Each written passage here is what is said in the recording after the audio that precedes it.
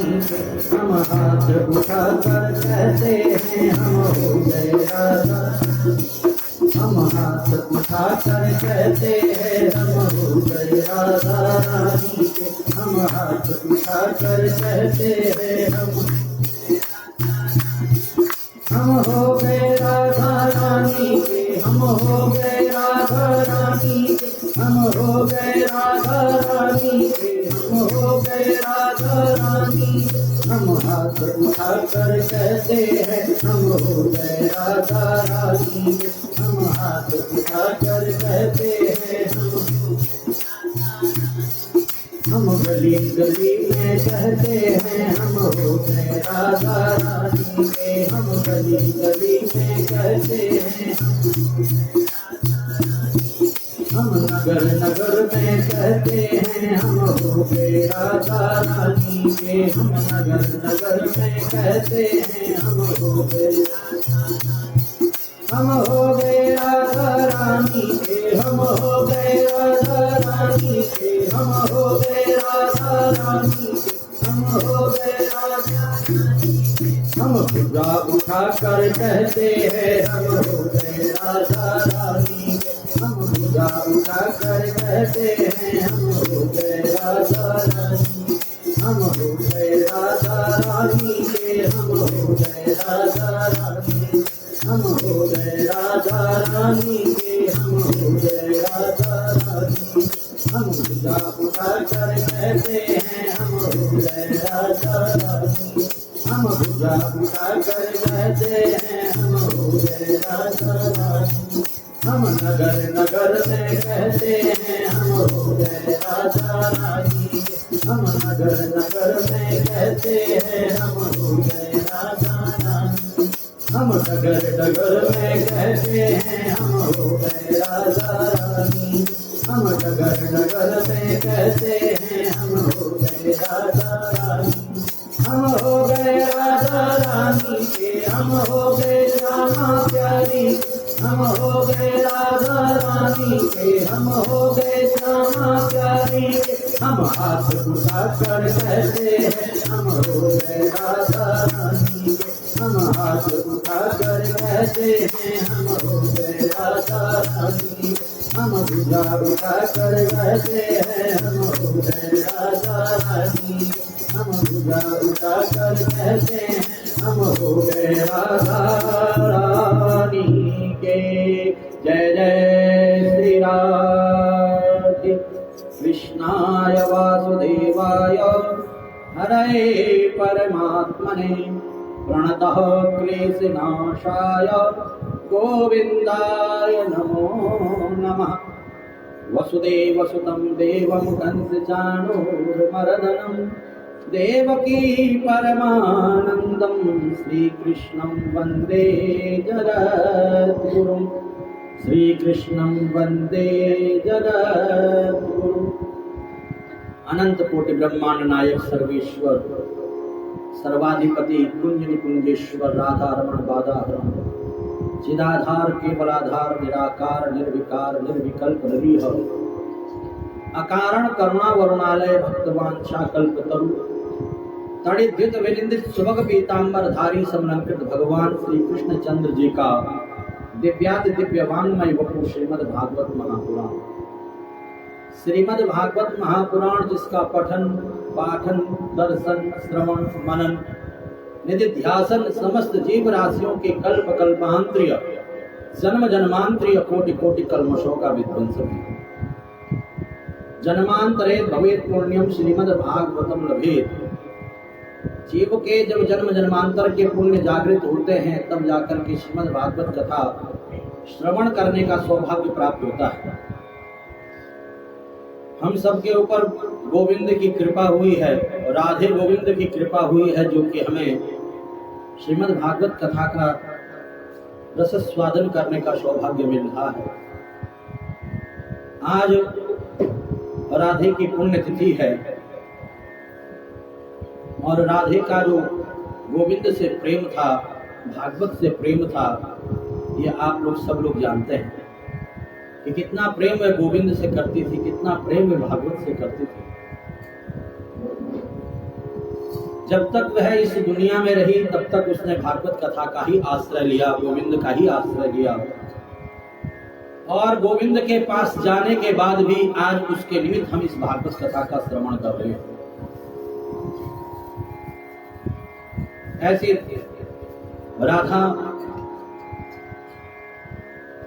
राधा का कार्य ही है कृष्ण से मिलाना। बिना राधा रानी के कृपा के कोई कृष्ण से मिल ही नहीं सकता। और मानो साक्षात गोलोक धाम से राधा इस घर में, इस परिवार में, इस शिवलोक में आई, अपने परिवार को भी जोड़ा ठाकुर जी से और पूरे रिश्तेदारों को भी जोड़ा और पूरी कॉलोनी को भी ठाकुर से जोड़ा। ये जोड़ने का कार्य केवल राधा रानी ही कर सकती है, जो कृष्ण से जोड़ करके चली गई। आज राधा की पुण्य तिथि है और उसके निमित्त, उसके याद में, उसका जो संकल्प था कि मेरे घर में भागवत कथा हो, उसके संकल्प को आज ये परिवार पूरा कर रहा है। जन्मांतरे भवेत् पुण्यम श्रीमद् भागवतम लभेत्, भाग्योदयेन बहुजन्म समर्जितेन सत्संगमं च लभते पुरुषो यदावे। अज्ञान हेतु कृतमोह मदांधकारः नासं विदाय तदोदयते विवेकः। श्रीमद् भागवत महापुराण की कथा जीव के भीतर जो अज्ञान रूपी अंधकार है, उस अज्ञान रूपी अंधकार को दूर करता है और ज्ञान रूपी प्रकाश को प्रकाशित करता है। भागवत कथा के श्रवण करने से भक्ति, ज्ञान और वैराग्य की प्राप्ति होती है। भक्ति सुतो तो तरुणो गृहीत्वा प्रेमेक रूपा सहसा विरासी। श्री कृष्ण गोविंद हरे मुरारी नाथेति नामानि मुहुर्वदन्ति। श्रीमद् भागवत कथा का श्रवण करने से ही जीव के हृदय में भक्ति, ज्ञान और वैराग्य की उत्पत्ति होती है, प्राकट्य होता है, भक्ति, ज्ञान, वैराग्य की स्थापना होती है। और भागवत कथा यह अमर ग्रंथ, यह मुक्ति पंथ, यह पंचम वेद निराला, नव ज्योति जगाने वाला श्रीमद् भागवत महापुराण को ही अमर ग्रंथ के रूप में पूजा जाता है। श्रीमद् भागवत महापुराण में 12 स्कंद, 335 अध्याय, 18,000 श्लोक हैं। सुखदेव मुनि राजा परीक्षित का सुंदर संवाद है। भगवान की सुंदर लीला कथाओं का इसमें वर्णन है। और कल हम लोगों ने भगवान श्री कृष्ण की सुंदर लीलाओं का श्रवण किया कि वृंदावन से मथुरा आकर के कंस का संहार मेरे प्रभु ने किया और गुरु संदीपनी मुनि के आश्रम में जाकर के अल्पकाल सब विद्या आई। 64 दिनों में 64 कलाओं से परिपूर्ण होकर के आए। माखन में माँ शब्द समाहित यही लिए मोह को भावे, जब जब लगे मेरे उठवनते मैया की याद दिलावे। कन्हैया कहते हैं उद्धव से कि हे उद्धव, मुझे मैया की याद आती है, नंद बाबा की याद आती है, ब्रजवासियों की याद आती है, गोपिकाओं की, ग्वालों की याद आती है। उद्धव ने कहा कि मैं वृंदावन जाता हूं, मैं भी देखता हूं कि कैसा है ये प्रेम। उद्धव, ज्ञानी उद्धव, विद्वान उद्धव जब वृंदावन आए और गोपिकाओं का जब विरह, गोपिकाओं का जब प्रेम देखा, कृष्ण के प्रति समर्पण देखा, त्याग देखा, तो ज्ञानी उद्धव भी प्रेमी बन गए। ध्यान देना, वृंदावन जो है प्रेम की नगरी है, प्रेम की भूमि है। जो वृंदावन जाता है उसे स्वयं ही कृष्ण का प्रेम प्राप्त हो जाता है, कृष्ण की भक्ति प्राप्त हो जाती है।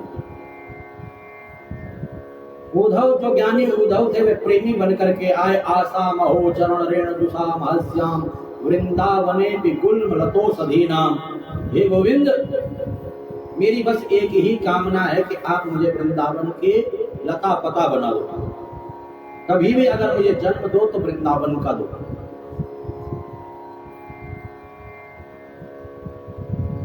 द्वारिकापुरी का निर्माण किया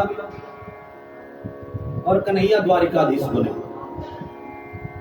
कुंदनपुर के राजा भीष्मक महाराज की बेटी रुक्मणी का पत्र जब द्वारिकाधीश ने पढ़ा तो द्वारिकापुरी से कुंदनपुर आकर के देवी रुक्मणी का हरण करके द्वारिकापुरी लेकर के आए और द्वारिका वासियों ने बड़े ही आनंद और बड़े ही प्रेम के साथ द्वारिकाधीश एवं देवी रुक्मणी का विवाह महोत्सव संपन्न किया।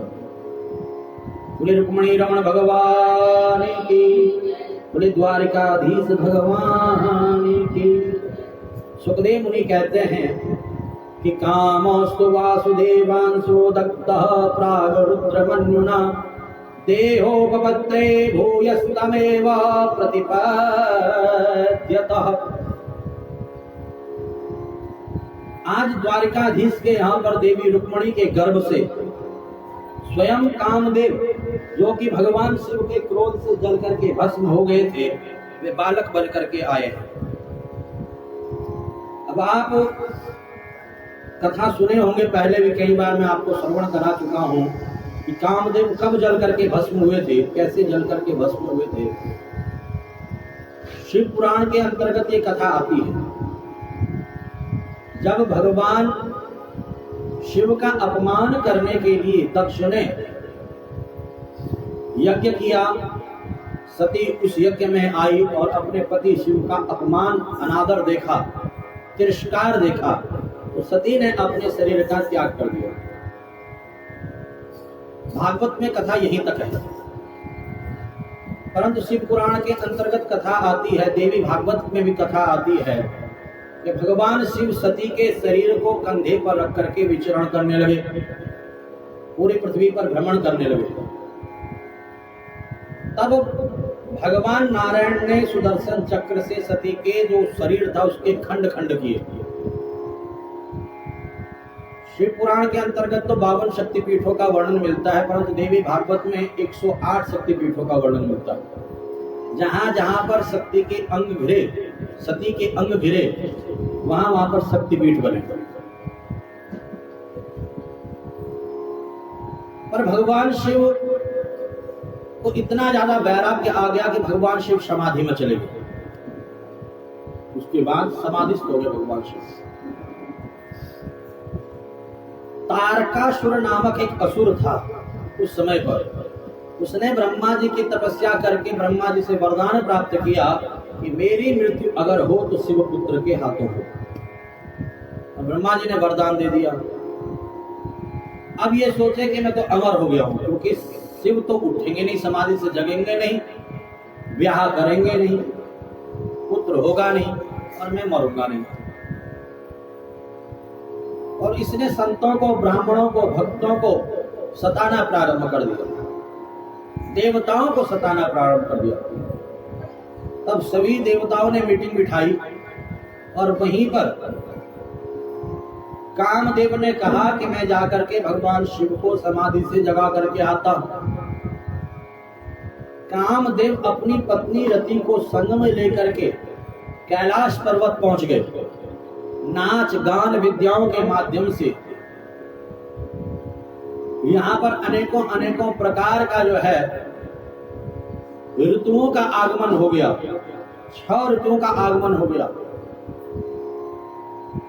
कामदेव ने अपने बाण चलाने प्रारंभ कर दी। भगवान शिव का तीसरा नेत्र खुल गया और कामदेव पर जैसी दृष्टि पड़ी तो कामदेव जल करके भस्म हो गए। बोल शंकर भगवान की।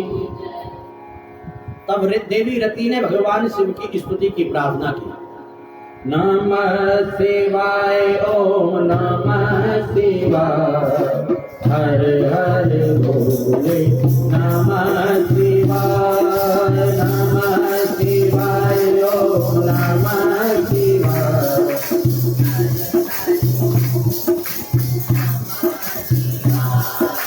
दक्षेश्वराय देव दक्षेश्वराय, हर हर भोले, नमः शिवाय।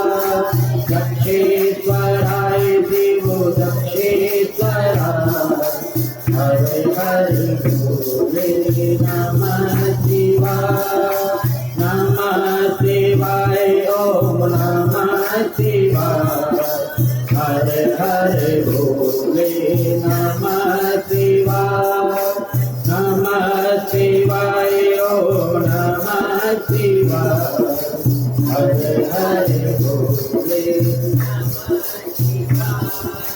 गंगाधराय शिव गंगाधर हर हर भोले नमः शिवाय गंगाधराय शिव गंगाधर हरे हरे भोले नमः शिवाय जटाधराय शिव जटाधर हरे हरे भोले नमः शिवाय जटाधराय शिव जटाधर हरे हरे भोले नमः शिवाय नमः शिवाय नमः शिवाय हरे हरे भोले नमः शिवाय हरे हरे भोले नमः शिवाय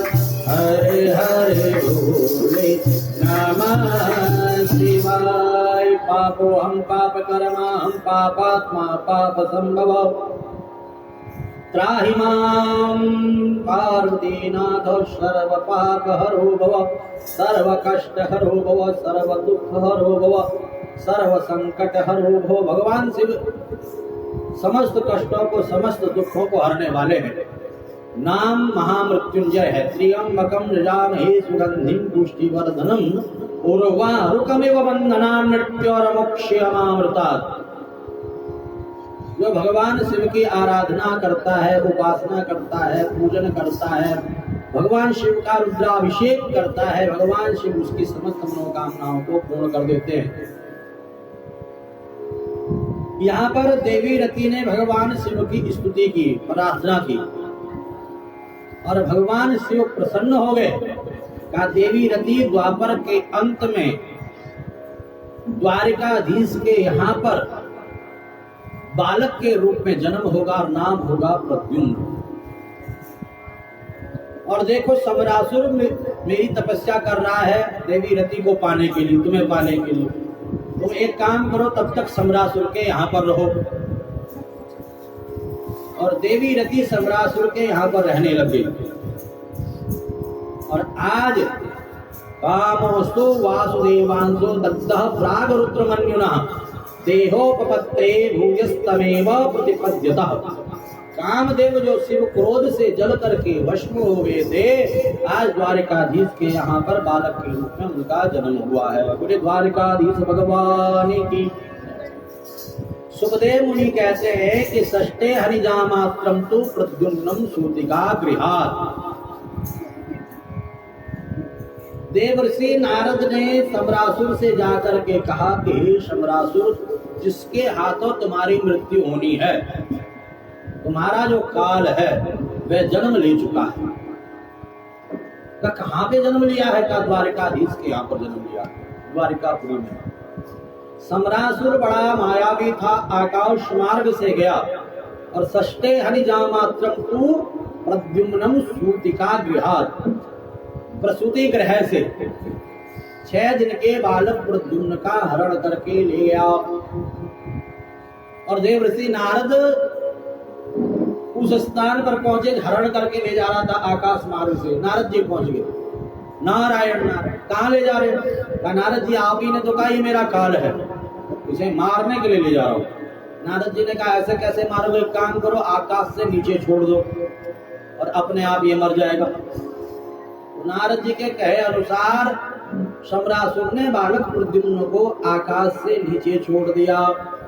और लिखा हुआ है, कहते भी है कि जाको राखे साइया मार सके ना कोई, बाल नबाका कर सके जो जग बैरी हो। जिसकी रक्षा गोविंद करते हैं, परमात्मा करते हैं, उसका कोई बाल बाका नहीं कर सकता, कोई अनहित नहीं कर सकता है। और ये बालक आकाश से नीचे तो गिर गया, और नीचे था समुद्र। समुद्र में ये बालक पहुंच गया। एक बहुत बड़ी मछली थी जिसने इस बालक को पूरा का पूरा अपने पेट में निगल लिया और ये मछली के पेट में ही पलने लग गया।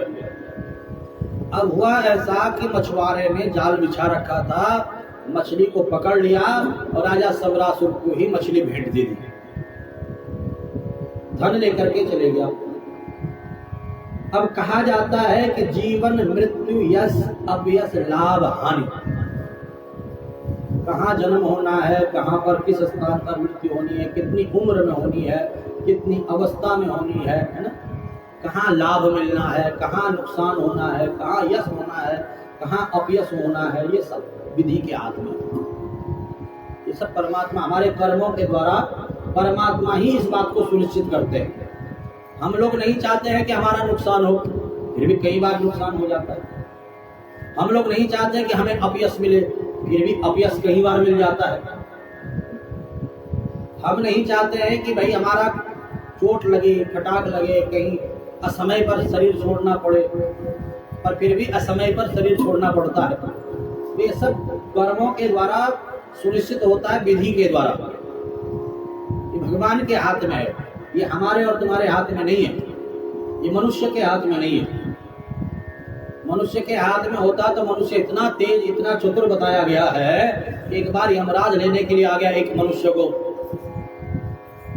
यमराज ने कहा, देख रजिस्टर में सबसे ऊपर तेरा नाम है, मैं तुझे लेने आया हूं। इसने यमराज को कहा कि जब आप आ ही गए हो तो भोजन करके चलो, और इसने भोजन में नींद की दवाई मिला दी। अब यमराज ने भोजन किया और सो गया। उसने ऊपर से अपना नाम मिटोया और सबसे नीचे अपना नाम मिट दिया। यमराज जब नींद से देखा, चेला मैं बड़ा खुश हो गया हूँ, उन्हें इतना सुंदर भोजन कराया, आज मैं अपना विधान बदल देता हूँ। जो शुरुआत में ऊपर से करता था, आज ऊपर से नहीं करके नीचे से करता हूँ। तो कहने का अभिप्राय यही है कि मनुष्य के अगर हाथ में होता तो यमराज को ही बेवकूफ बना देता। तो जीवन मृत्यु ये हमारे हाथ की बात नहीं है, ये सब हमारे कर्मों के द्वारा सुनिश्चित हो जाता है। कितना भी चतुराई कर लो, कितना भी चालाकी दिखा लो, कितना भी कुछ कर लो, परंतु जब हमारा समय लिखा हुआ है तो हमें जाना ही होगा। इस दुनिया से, इस संसार से एक न एक दिन सबको जाना होगा। और लिखा हुआ भी है कि जिंदगी में हजारों का मेला जुड़ा, हंस जब भी उड़ा तो अकेला उड़ा। भाई है, बहन है, पिताजी है, माताजी है, चाचा जी है, चाची जी है, ताऊ जी है, ताई जी है, दादाजी है, दादी जी है, बहुत बड़ा जो है मेला जुड़ जाता है इस दुनिया में आकर के। और जब जाना पड़ता है तो अकेला ही जाना पड़ता है। न वो राजा रहे, न वो रानी रहे, कहने और सुनने को बस एक कहानी रहे। बड़े बड़े राजा, बड़ी बड़ी रानी है। आपने नाम सुना होगा, एक बड़ा भारी महाराज जो है राजा था, नाम दिमाग से उतर रहा है इस समय पर। उसने बहुत धन इकट्ठा किया और बहुत धन इकट्ठा किया, कहा कि मेरे मरने के बाद मेरे दोनों हाथ बाहर रखना है। सिकंदर, हाँ माताओं को याद है, सिकंदर ने इतना ज्यादा धन किया इकट्ठा, इतना पूरी पृथ्वी पर जो है राज करने लगा। और जब अंत समय आया तो उसने कहा कि मेरे दोनों हाथ बाहर निकालना, मेरे जनाजे के आगे पीछे केवल डॉक्टर, वेद, हकीम सबको लगा देना, और मेरा जितना भी धन है सारा मेरे जनाजे के आगे, अर्थी के आगे बिछाते हुए जाना। तो लोगों ने कहा कि वह ऐसा करने से क्या होगा, ऐसा करने से क्या होगा? तो ऐसा करने से एक संदेश सबको मिलेगा। क्या संदेश मिलेगा? तो सिकंदर का जो धन है वह उसके किसी काम नहीं आया, उसको बचा नहीं पाया। धन किसी को बचा नहीं सकता है, कितना भी रुपया इकट्ठा कर लो, पैसा इकट्ठा कर लो, करोड़ों कर दो, अरबों कर दो, खरबों कर दो, सब यही छूट जाएगा। न वो राजा रहे, न वो रानी रही, कहने सुनने को बस कहानी रही। धन कभी काम नहीं आता है, ये पता चलना चाहिए लोगों को। डॉक्टर, वेद, हकीम को इसलिए आगे पीछे चलवाना, ये डॉक्टर, वेद, हकीम भी बचा नहीं सके सिकंदर को, ये भी नहीं बचा पाते हैं। आजकल तो डॉक्टर महाराज जो है, मैं सुना कि एक एक महीने तक जो है आईसीयू में रखते हैं, मरने के बाद भी, और पैसा बनाते रहते हैं। लाश पे भी पैसा इकट्ठा करते हैं। मर गया बेचारा, घर वाले, परिवार वाले पता नहीं कहां से कर्जा ले लेकर के डॉक्टरों को देते हैं, और बाद में पता चलता है कि हमारा तो जो है पता नहीं कितने दिनों मर गया, कुछ भी नहीं कर सकते। तो डॉक्टर, वेद, हकीम भी बचा नहीं सकते हैं। सिकंदर को नहीं बचा पाए तो तुम्हें क्या बचा पाएंगे? और मेरे दोनों हाथ इसलिए बाहर निकालना ताकि लोगों को पता चले कि सिकंदर खाली हाथ आया था, खाली हाथ चले गया, तुम्हें भी खाली हाथ आए हो तो खाली हाथ जाना है। इसलिए पुण्य कमाओ, जितना ज्यादा कमा सकते हो। केवल आपके द्वारा किया गया सत्कर्म ही आपके साथ जाएगा, पुण्य कर्म ही आपके साथ जाएगा। तो जिंदगी में हजारों का मेला जुड़ा, हंस जब भी उड़ा तो अकेला उड़ा। न वो राजा रहे न वो रानी रही, कहने सुनने को बस एक कहानी रही। न बुढ़ापा रहा न जवानी रही, यहाँ की हर वस्तु तेरी यहीं रह गई। पत्नी से भी पति का न जोड़ा जुड़ा, हंस जब भी उड़ा तो अकेला उड़ा। अकेले आए थे और अकेले ही जाना है। आगे बड़ा सुंदर लिखा हुआ है, जर्व जेवर बने के बने रह गए, हीरे मोती जड़े के जड़े रह गए, कोठी बंगले खड़े के खड़े रह गए, ठाट सारे पड़े के पड़े रह गए, अंत में लखपति से न ढीला जुड़ा, हंस जब भी उड़ा अकेला उड़ा। ये आत्मा रूपी हंस, इसे जब जाना होता तो अकेले जाता है। हीरे जवाहरात सोना चांदी कोठी बंगला ये सब यहीं पड़ा रह जाता है, हाट पड़े के पड़े रह गए। बेकथाओं को सताने से क्या फायदा। ये पद जो है, ये पंक्ति जो है बड़ी सुंदर है, और जरूर अगर अच्छा लगे तो अपने जीवन में इसको याद रखना, भूलना मत।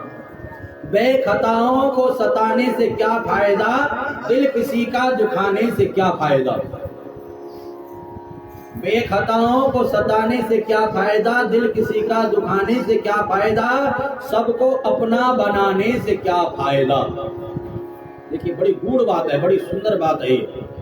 बेखताओं को सताने से क्या फायदा, दिल किसी का दुखाने से क्या फायदा, और सबको अपना बनाने से क्या फायदा, दुनियादारी में फंसने से क्या फायदा, यहाँ सब बराबर न बड़ा न कोई छोटा, हंस जब भी उड़ा तो अकेला उड़ा।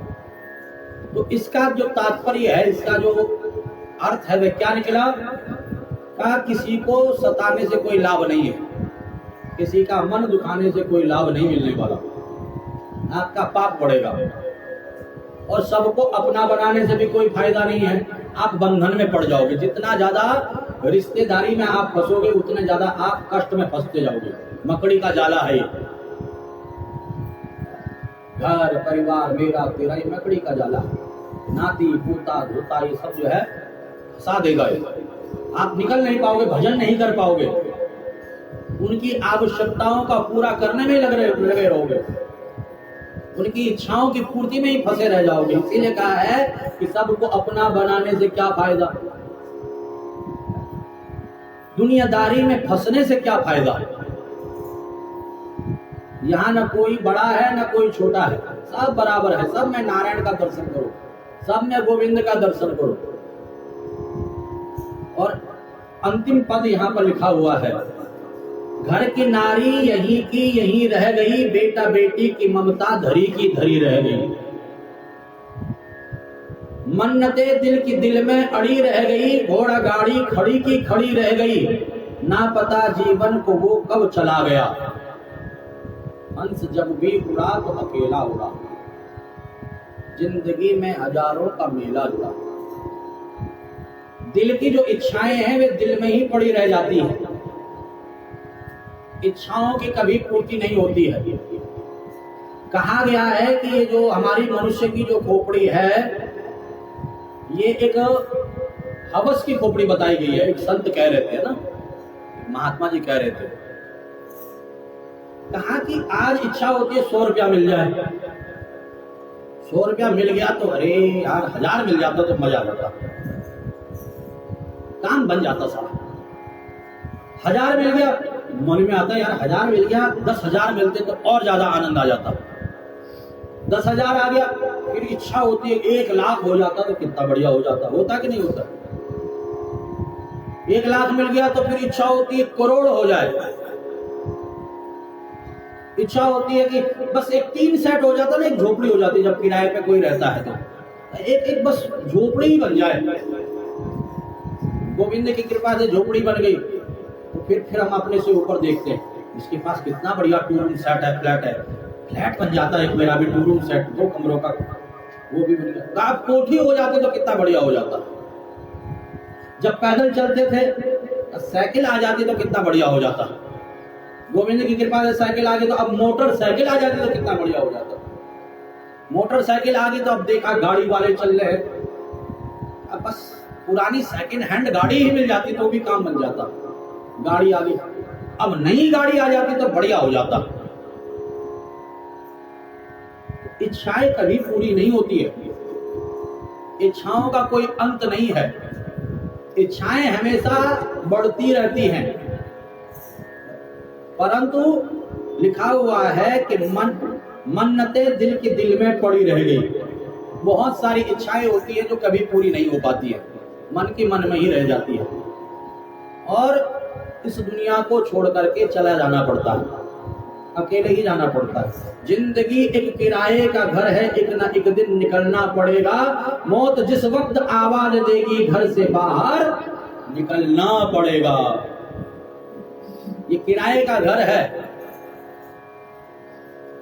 किसी घर में अगर हम किराए पर रहते हों और वहां पर अपना अधिकार जमा बैठे तो काले कोट वाले आते हैं और पकड़ करके धक्का दे करके बाहर निकाल देते हैं। ऐसे ही ये किराए का घर है, समझ रहे हो।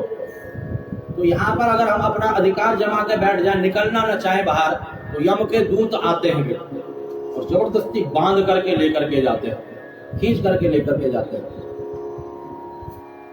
तो इसलिए इस किराए के घर को अपना नहीं समझना है। ये समझ करके बैठो कि गोविंद ने ये किराए का घर दे रखा है और इसका सदुपयोग हमें करना है। सदुपयोग कैसे करोगे? जो आपकी जिम्मेदारियां हैं उन जिम्मेदारियों को पूरा करते रहो। जिम्मेदारियों को पूरा करने के लिए मना नहीं किया गया, परंतु उन जिम्मेदारियों को पूरा करते हुए गोविंद को हमेशा याद रखो। जन्म से पहले हम कहाँ थे, ये विचार करने की बातें। और जन्म के बाद जब हम यहाँ आए तो हम तो खाली हाथ आए थे, तो इतना सब कुछ गोविंद ने दिया, ये कैसे मिला। और मरने के बाद कहाँ जाता है, ये शरीर तो जल जाता है। ये सब विचार की बातें हैं, विचार करने पर ही हमें उत्तर मिलता है। ध्यान देना, जीवन मृत्यु, यश अपयश, लाभ और हानि, ये हमारे कर्मों के द्वारा सुनिश्चित हो जाता है। एक दृष्टांत मुझे याद आ रहा है कि भगवान शिव से पार्वती जी ने एक दिन पूछ लिया कि आप कहते हो कि जीवन मृत्यु सुनिश्चित है, परंतु मेरे को तो शंका हो रही है। शंका कैसे हो रही पार्वती तुम्हें? कहा यहाँ पर एक बिल्ला है, एक बिल्ली है यहाँ पर कैलाश में, जिसकी मृत्यु ठीक 12 बजे लिखी हुई है। कल दोपहर 12 बजे लिखी हुई है, और वो भी एक लंगड़े रिछ के हाथों, और लंगड़ा रिछ रहता कोसों मिलो। अब ठीक 12 बजे ये अंधी है बिल्ली, बिल्ली जो है अंधी है और रिछ है लंगड़ा। अब ये संयोग कैसे बनेगा? मेरे को बड़ा जो है शंका हो रहा है। तो भगवान शिव ने कहा चिंता न करो, जो विधान है उस विधान को कोई टाल नहीं सकता। आप प्रतीक्षा करो कल तक। बिल्ली के कान में बात पहुंच गई कि ठीक 12 बजे मुझे मरना है, मेरी मृत्यु लिखी हुई है। अब बिल्ली बड़ी परेशान। अब हुआ क्या कि वहीं पर कुछ टाइम बाद भगवान नारायण गरुड़ में बैठ करके आ गए। भगवान नारायण का वाहन है गरुड़, बैठ करके आ गया। अब बैठ करके गरुड़ में आ गए तो भगवान शिव के पास चले गए। गरुड़ बिल्ली से मिलने चले गया, क्योंकि आते जाते मित्रता हो गई थी दोनों। बिल्ली रो रही थी क्योंकि अंधी थी। गरुड़ ने कहा क्या हो गया भाई? कहा मैंने सुना है कि कल 12 बजे मुझे मरना है। गरुड़ ने कहा चिंता न कर, मैं तुझे इतनी दूर छोड़ करके आता हूं, वहां कोई तुझे ढूंढ ही नहीं पाएगा। तेरा काल, तेरी मृत्यु वहां पहुंच ही नहीं पाएगी। और गरुड़ ने पकड़ा बिल्ली को और उड़ते उड़ते उड़ते उड़ते उड़ते एक गुफा में छोड़ दिया। कहा कि कल 12 बजे का जब समय निपट जाएगा उसके बाद मैं तुझे लेने आ जाऊंगा। बिल्ली को छोड़ करके गरुड़ चले गए और बिल्ली थी अंधी और रिछ था लंगड़ा, कई दिनों से भूखा, और वह उसी स्थान पर गरुड़ जी छोड़ करके गए जहां पर वह लंगड़ा रिछ रहता था। अब लंगड़ा रिछ कई दिनों से भूखा था, उसको भोजन की खुशबू आ गई, बिल्ली की खुशबू आ गई, और वह सूंघते सूंघते बिल्ली को पकड़ा और ठीक 12 बजे बिल्ली को दबोच दिया और मार करके खा लिया। तो कहने का अभिप्राय यहाँ पर यह है कि जीवन और मृत्यु ये सुनिश्चित है। अभी मुझे इस प्रसंग को सुनाते हुए याद आ रही अपने पिताश्री की। अच्छा खासा हरिद्वार में रहते थे, राजनगर विश्वनाथ मंदिर में, और हमारे ताऊ जी गुजर गए और कई वर्षों से गांव नहीं गए थे पिताजी। सारे रिश्तेदार मना कर रहे थे कि मत जाओ मत जाओ, परंतु मैंने कहा भाई ताऊ जी गुजरे हैं, रिश्तेदारी का मामला है, परिवार का मामला, चले जाओ। 1-2 दिन तक पिताजी भी मना करते रहे कि मैं भी नहीं जाता हूँ, क्या बरसात का मौसम है, पहाड़ गिरते हैं। मैंने कहा चले जाओ। अब देखिए उनकी जो मृत्यु उन्हें वहां खींच करके लेकर के चले गए गांव पहुंचे, अपनी मातृभूमि जन्मभूमि पर पहुंचे और सोए तो सोए रहे। कहने का अभिप्राय यह है कि वो कारण बन ही जाता है। अगर मैं एक बार मना कर देता कि मत जाओ आप, तो शायद वो नहीं जाते, परंतु मेरा कहना हुआ कि आप जाओ, और वो वहां पहुंचे और वापस आए। तो कहने का अभिप्राय हमारा जो जन्म है और जो मृत्यु है वे सुनिश्चित है। कब शरीर छोड़ना है, कब इस दुनिया में पुनः शरीर धारण करके आना है, कुकर बनना है, सूकर बनना है, कीट बनना है, पतंग बनना है, जलचर बनना है, थलचर बनना है, मोक्ष को पाना है, ये हमारे कर्मों से सुनिश्चित होता है। इसीलिए कहा गया है कि कर्मण्येवाधिकारस्ते मा फलेषु कदाचनम, कर्म करो फल की इच्छा मत करो। तो कई लोग कहते हैं कि भाई कर्म करने के लिए तो भगवान ने काम तो कर, अरे भैया भगवान ने बुद्धि भी तो दे रखी है हमें सोचने समझने की, कि कर्म भी 2 प्रकार के होते हैं। एक कर्म होता है अच्छा और एक होता है बुरा। फल की इच्छा तो करने की आवश्यकता ही नहीं है। भाई बुरा कर्म करेंगे तो दुख रूपी फल भोगना पड़ेगा, और अच्छा कर्म करेंगे तो स्वतः ही सुख रूपी फल भोगना पड़ेगा। तो फल की इच्छा क्यों करते हो? कर्म करते रहो, और बुद्धि दे रखी है अच्छा करना है कि बुरा करना है, उस बुद्धि का प्रयोग करते हुए कर्म करना चाहिए। तो यहाँ पर देखिए सम्रासुर की मृत्यु, सम्रासुर सोच रहा है कि मैं अपनी मृत्यु को मार चुका हूं, परंतु सम्रासुर की मृत्यु सम्रासुर के यहाँ पर मछली के पेट में आ चुकी है और सम्रासुर को पता ही नहीं। रसोई में भेज दिया मछली को। रसोई में कौन है? पाकशाला की अध्यक्षा देवी रति, कामदेव की पत्नी।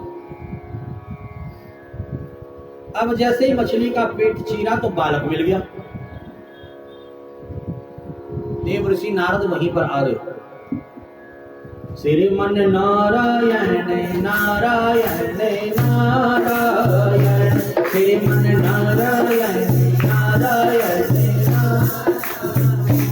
भजमन नारायण नारायण नारायण, भजमन नारायण नारायण, सत्यानारायण नारायण नारायण, सत्यानारायण नारायण, लक्ष्मी नारायण नारायण नारायण, लक्ष्मी नारायण नारायण, बद्री नारायण नारायण नारायण, बद्री नारायण नारायण नारायण, नारायण नारायण नाम संकीर्तन करते हुए नारद जी आ गए। नारद जी ने कहा देवी रति ये बालक कोई और नहीं तेरा पति है कामदेव। कामोस्तु वासुदेवांतो दत्तः प्रागरुद्रमन्युना, देहोपत्ते भूयस्तमेव प्रतिपद्यता, जो भगवान शिव के क्रोध से जल करके भस्म हो गया था। और द्वारिकापुरी में देवी रुक्मणी के गर्भ से जन्म हुआ है। शमरासुर हरण करके ले गया, आकाश से छोड़ दिया, मछली ने निकल लिया, मछुआरे ने मछली को पकड़ लिया। ये वही मछली है, ये वही बालक है, यही वही कामदेव है। देवी रति आज बड़ी प्रसन्न हुई और इस बालक का पालन पोषण करने लगी। ये बालक जब बड़ा हो गया तो इसने पूछा, देवी तुम्हारा मेरे प्रति जो प्रेम है जैसे पत्नी का पति के प्रति होता है, परंतु तुम लालन पालन कर रही हो जैसे माँ बच्चे का करती है। तो देवी रति ने पूरी की पूरी बात प्रद्युम्न को बताई और प्रद्युम्न को समस्त मायावी विद्याओं का ज्ञान दिया। जो विद्या, जितनी भी विद्या कामदेव के पास थी, सारी की सारी अस्त्र शस्त्र विद्याओं का भी ज्ञान दिया। प्रद्युम्न ने शमरासुर को ललकारा है। और भागवत में सुखदेव मुनि राजा परीक्षित से कहते हैं कि बहुत बड़ा विशाल युद्ध हुआ। इस युद्ध में प्रद्युम्न ने शमरासुर को मार करके देवी रति को साथ में ले जाकर के द्वारिकापुरी पहुंच गए। द्वारिकावासी सब देख रहे हैं कि ये तो द्वारिकाधीश का शकल मिल रहा है, ये तो द्वारिकाधीश का वही पुत्र है जो बचपन में खो गया था। द्वारिकाधीश ने कहा, ऐसे मैं कैसे मान लूं कि मेरा पुत्र है? ऐसे तो 6 दिन का था जब कोई लेकर के चले गया था। ऐसे तो हर कोई कह देगा कि हम द्वारिकाधीश के पुत्र हैं। द्वारिका की अथाह संपत्ति, स्वर्ण की द्वारिका, अब संपत्ति के लालच में कोई भी आकर के कह दे। तब देवर्षि नारद ने आकर के प्रमाण दिया, ये आपका ही बालक है। तब जाकर के द्वारिकाधीश ने प्रद्युम्न और देवी रति को स्वीकार किया। बोले द्वारिकाधीश भगवान की। राजा परीक्षित ने प्रश्न किया कि गुरुदेव, आपने तो एक ही विवाह के बारे में बताया है द्वारिकाधीश का। हमने तो सुना है द्वारिकाधीश के बहुत सारे विवाह हुए हैं और द्वारिकाधीश को मिथ्या कलंक भी लगा है। जब द्वारिकाधीश त्रिलोकी के नाथ मिथ्या कलंक से नहीं बच पाए तो साधारण मनुष्य की बात क्या कही जाए। तो ये मिथ्या कलंक क्यों लगा, किस लिए लगा, आप ये कथा भी हमें श्रवण कराओ ताकि एक संदेश पहुंच सके जनता में। तो सुखदेव मुनि ने यहाँ पर बड़ा सुंदर श्लोक कहा है कि सत्राजितोष्वतनया कृष्णाय कृतकिल्बिषः सम्यन्तकेन मणिना स्वयं ओद्यात् दत्तवान्। सत्राजित नाम का एक राजा था। क्या नाम? सत्राजित। इसने भगवान सूर्य की खूब तपस्या किया और भगवान सूर्य प्रसन्न हो गए और इसको एक दिव्य मणि दे दी। का सत्राजित, ये बड़ी दिव्य मणि है, इसे अपने पास रखो। जब तुम इसे पहन करके कहीं जाओगे ऐसा लगेगा जैसे सूर्य नारायण भगवान चल करके आ रहे हैं। सत्राजित उस मणि को पहन करके आज द्वारिकाधीश की सुधर्मा नामक सभा में पहुंचे। सभी लोग खड़े हो गए सभा में, जितने भी बैठे थे। द्वारिकाधीश ने कहा, बैठ जाओ भैया, ये सूर्य नारायण नहीं है, ये तो राजा सत्राजित है। सूर्य की मणि धारण करके आया, सूर्य के द्वारा जिसे प्राप्त मणि जिसे पहन करके आया, ऐसा लग रहा सत्राजित साक्षात सूर्य नारायणी हो। सभी ने कहा, ये मणि द्वारिकाधीश को दे दो। सत्राजित, द्वारिकाधीश सुंदर तो है ही, और ज्यादा सुंदर लगेंगे। तो सत्राजित ने मणि देने से मना कर दिया और सत्राजित अपने घर आया और मणि को खजाने में रख दिया, तिजोरी में बंद कर दिया। सत्राजित का भाई परसेनजित आज बिना किसी को बताए मणि को पहन करके शिकार के लिए चले गया, जंगल में चले गया और लौट करके नहीं आया। समय बीतता गया, सत्राजित ने आज अपनी तिजोरी खोली तो मणि नहीं दिखाई दी। मन में आया कि द्वारिकाधीश मांग रहे थे, मैंने दिया नहीं तो उन्होंने चोरी कर दी। अब ये बात किसको बताऊं? किसको बताया होगा पता है आपको? अपनी पत्नी को, क्योंकि पति के सबसे करीब होती है पत्नी, और पति के मन में कोई भी बात होती है तो अपनी पत्नी से जरूर बताता है, और पत्नी के मन में अगर कोई बात हो तो वह अपने पति को, अपनी सखी सहेली को, सबको बता देती है।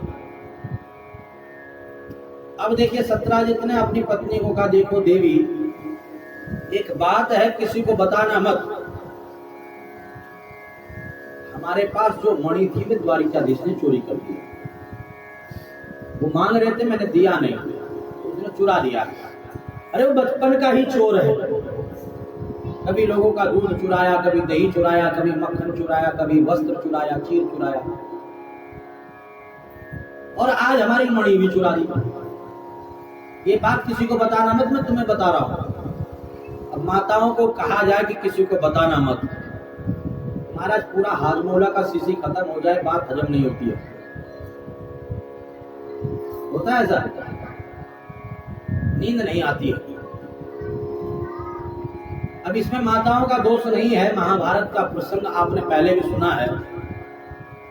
इसमें महाराज युधिष्ठिर का श्राप है। वो श्राप कब का है, कैसा है? का जब कौरव और पांडवों का युद्ध संपन्न हो गया, महाराज युधिष्ठिर जलांजलि तिलांजलि दे रहे थे अपने पूर्वजों के लिए। देखिए श्राद्ध पक्ष चल रहा, पितृ पक्ष चल रहा है, जलांजलि तिलांजलि अवश्य देनी चाहिए। हमारे द्वारा दी गई जलांजलि तिलांजलि हमारे पितरों को मिलती है। पितृ चाहे किसी भी योनि में हो, अगर पुनः मनुष्य योनि में हो गए आगे हो, या किसी पशु योनि में, या किसी भी योनि में हो, या भगवान के वैकुंठ लोक ही चले गए हो, उनको उनके भोजन के रूप में प्राप्त होता है हमारे द्वारा दिया गया जलांजलि तिलांजलि। और जब उन्हें वह जलांजलि तिलांजलि मिलती है तो उनको तृप्ति होती है, और पितरों के द्वारा आशीर्वाद हमें जब प्राप्त होता है तो हमारे घर में सुख समृद्धि की वृद्धि होती है। कई लोग कहते हैं कि हमने गया श्राद्ध कर दिया, गया में छोड़ आए पितरों को। कई लोग कहते हैं बद्रीनाथ छोड़ आए, कई लोग कहते हैं केदारनाथ छोड़ आए। अब हम श्राद्ध नहीं करेंगे, अब हम तर्पण नहीं करेंगे, ये गलत भावनाएं हैं। ये जरूरी नहीं कि गया छोड़ने से जो है उनको मुक्ति मिल गई होगी, कहीं पर आपको कहीं प्रमाण नहीं मिला। या गया श्राद्ध कर दो तो भाई जलांजलि मत दो। ध्यान देना, धुंधकारी ने कहा है भागवत का महात्मा में, एक गया श्राद्ध क्या, आप 100 गया श्राद्ध कर दो तो भी मेरा उद्धार होने वाला है।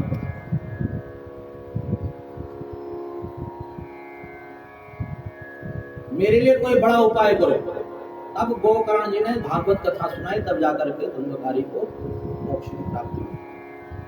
तो यहाँ पर एक सीख मिलती है, ये जरूरी नहीं कि गया श्राद्ध करने से ही पितरों को मोक्ष मिल जाएगा,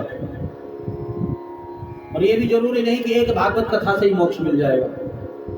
बीमारी कई बार छोटी मोटी होती है तो छोटे मोटे उपाय से ठीक हो जाती है। एक पुड़िया दवाई खा लो तो ठीक हो जाओ, और कई बार बीमारी बहुत बड़ी होती है तो महाराज बहुत बड़ा इलाज करना पड़ता, तब जाकर के बीमारी ठीक होती है, और वो भी गारंटी नहीं होती। डॉक्टर कहता कोई गारंटी नहीं। तो ऐसे ही हमारे कर्म, ये जरूरी नहीं कि अच्छे कर्म ही हमने किए होंगे कि छोटा मोटा इलाज से ठीक हो जाए। समझ लो कि नहीं समझ लो? तो कर्मों का बड़ा भारी जो है प्रभाव जीवन में रहता है। अब आप कहोगे कि भाई ये जलांजलि तिलांजलि देने से कैसे पहुंच जाता है पितरों तक? ये भी एक मन में प्रश्न रहता है। ध्यान देना, शब्द ब्रह्म कहा गया है, मंत्र ब्रह्म कहा गया है। मंत्रों में बड़ी शक्ति है। जैसे आप फोन लगाते हो तो यहां आप नंबर मिला रहे हो, अमेरिका कैसे फोन पहुंच जा रहा है? पहुंचता कि नहीं पहुंचता है? 7 समंदर पार फोन पहुंचता कि नहीं पहुंचता है? आप यहां पर घर पर बैठे हुए फोन लगा रहे हो, तो ये भी तो एक तरंग ही है, ये भी तो एक तरंग है। यहाँ आप फोन मिला रहे और पहुंच रहा फोन महाराज दिल्ली, पहुंच रहा फोन बम्बई, यहाँ पर फोन मिला रहे और पहुंच रहा महाराज जो है जयपुर फोन पहुंच जा रहा, अमेरिका, लंदन, यूरोप, विदेशों तक आपका जो तुरंत बात हो जाता है। कभी सोचा कि ऐसा कैसे संभव होता है? जब ये सब संभव है, मंत्रों के द्वारा जो हम जलांजलि तिलांजलि जो पूजा पाठ करते हैं वह सीधा पहुंचता है। इसमें कोई मन में विचार करने की ज्यादा बात नहीं है। शब्द ब्रह्म है, मंत्र ब्रह्म है, मंत्रों में बड़ी शक्ति है।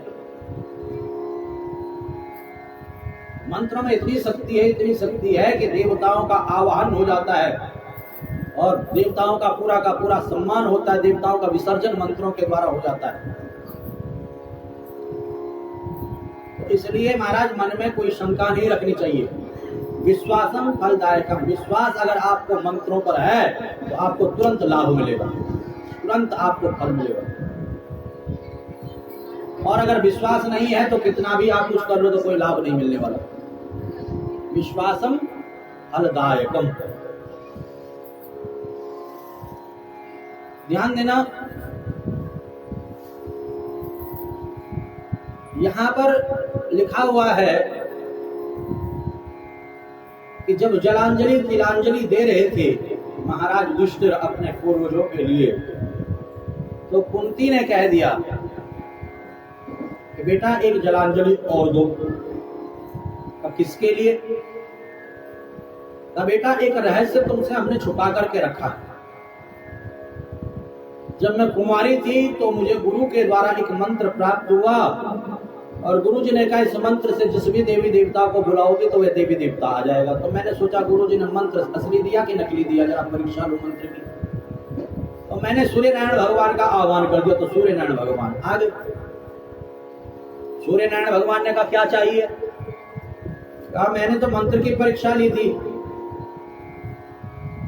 मुझे कुछ नहीं चाहिए। कहा अब मैं आया हूं तो कुछ दे करके ही जाऊंगा। जाओ तुम्हारे गर्भ से सुंदर बालक का जन्म होगा।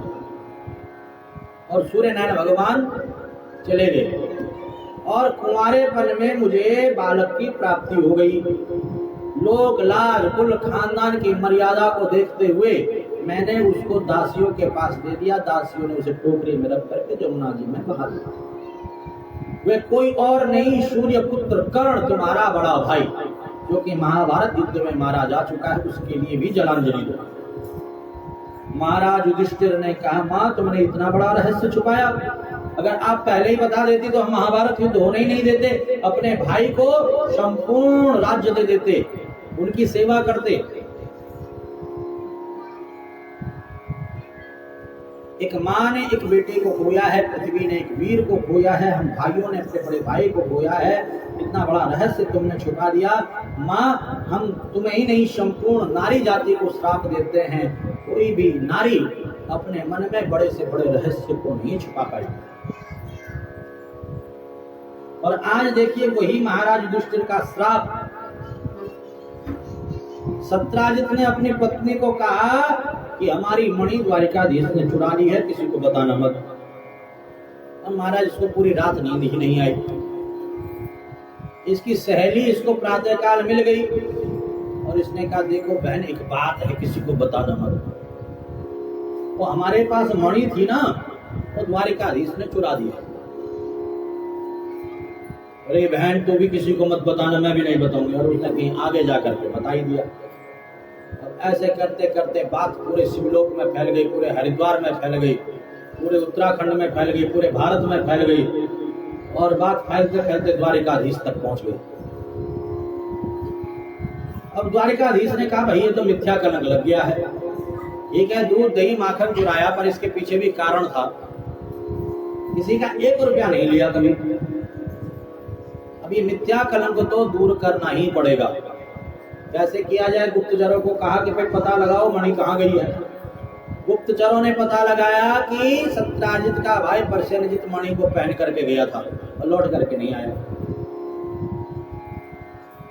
अब महाराज द्वारिकाधीश और सारे गुप्तचर सारे सैनिक सत्राजित के भाई परसेनजित को ढूंढने चल पड़े। देखा तो जंगल में प्रसेनजित मरा पड़ा है, मणि नहीं थी इसके पास। तो इसको किसने मारा? का शेर ने मारा। शेर को ढूंढो जरा। ढूंढते ढूंढते शेर भी एक जगह पर मरा हुआ दिखाई दिया।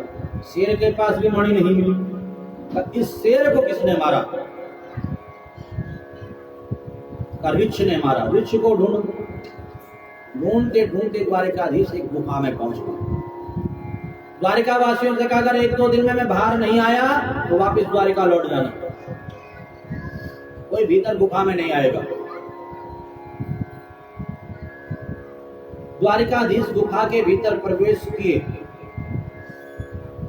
और महाराज मणि एक कन्या खेल रही लेकर के।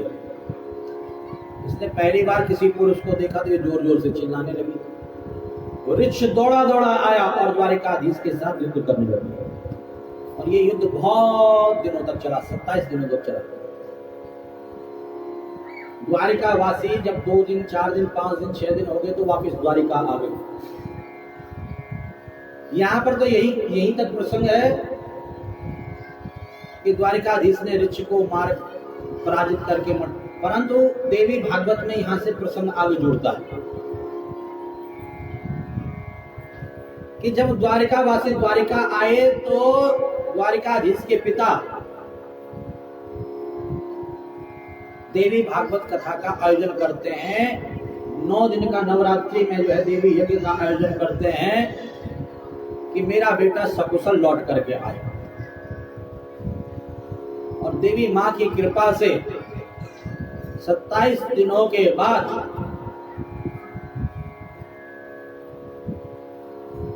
ऋक्षराज जामवंत की जब नस नस ढीली पड़ गई का प्रभु आपने मुझे पहचाना नहीं, मैंने आपको पहचान लिया, मैं ऋक्षराज जामवंत हूं। जब राम रावण युद्ध संपन्न हुआ था तो मैंने आपसे कहा था कि मेरे हाथों की खुजली नहीं मिटी। तब आपने कहा था द्वापर के अंत में आऊंगा, पूरे शरीर की खुजली मिटाऊंगा। तब प्रभु आज्ञा करो। क्या आज्ञा? तब भगवान ने अपना अमृत सर्वी हस्त कमल ऋक्षराज जामवंत के सर पर रखा, सारी पीड़ा का हरण किया। का ये जो मणि है ये मुझे दे दो। मणि कैसे दे दो? ये तो मैंने अपनी बेटी को दे दी है। बेटी को जो वस्तु एक बार दे दी जाती है वो वापस नहीं मांगी जाती है। मणि तो मुझे लेकर के जानी है। एक काम करो प्रभु, एक उपाय है मेरे पास, आप मेरी बेटी के साथ ब्याह कर लो, बिटिया भी आपकी और मणि भी आपकी। तब यहाँ पर प्रभु का दूसरा विवाह ऋक्षराज जामवंत की बेटी जामवंती के साथ संपन्न हुआ। और 10वीं तिथि पर द्वारिकापुरी में जब पूर्णाहुति दी जा रही थी तो वहीं पर द्वारिकाधीश ऋक्षराज जामवंत की बेटी जामवंती और मणि को लेकर के पहुंच गए। और यहाँ पर महाराज सत्राजित को बुलाया गया। सत्राजित, ये मणि तुम्हारी, ये हम नहीं चुराए, तुमने मिथ्या कलंक हमारे ऊपर लगाया है। सिंहोपधीत प्रसेनजित सिंहो जामवते हता सुकुमार मारोदिस तब येष संयंतकः। शेर ने तुम्हारे भाई को मारा, शेर को ऋक्ष ने मारा और ऋक्ष से ये मणि लेकर के आया हूं और गवाही देने के लिए जामवंती साथ में, ये मणि ले जाओ। अब सत्राजित बड़ा परेशान, ये तो मैंने मिथ्या कलंक द्वारिकाधीश पर लगा दिया, अब समाज मुझे क्या कहेगा, लोग मुझे क्या कहेंगे, लोगों का मुंह कैसे बंद किया जाए। तो ससुर बन जाता हूं द्वारिकाधीश का। अपनी बेटी सत्यभामा को साथ में लेकर के आ गया। अब प्रभु ये बिटिया भी आप रख लो और मणि भी आप रख लो, मेरी बिटिया के साथ ब्याह कर लो। द्वारिकाधीश हंसने लगेगा, बिटिया तो तुम्हारी सुंदर है, ब्याह हम किए देते हैं, परंतु ये मणि हम नहीं रखेंगे। तुमने अपराध किया है तो उसका दंड यह है कि इस मणि का पूजन किया जाता है 4 घंटे सवेरे 4 घंटे सायंकाल। और ये मणि जो है 180 तोला स्वर्ण प्रतिदिन देती है, जो तुम्हें अभी तक पता नहीं है इस मणि का चमत्कार। कई बार क्या होता है, हमारे पास बहुमूल्य वस्तुएं होती है जिसका मूल्य हमें पता ही नहीं होता,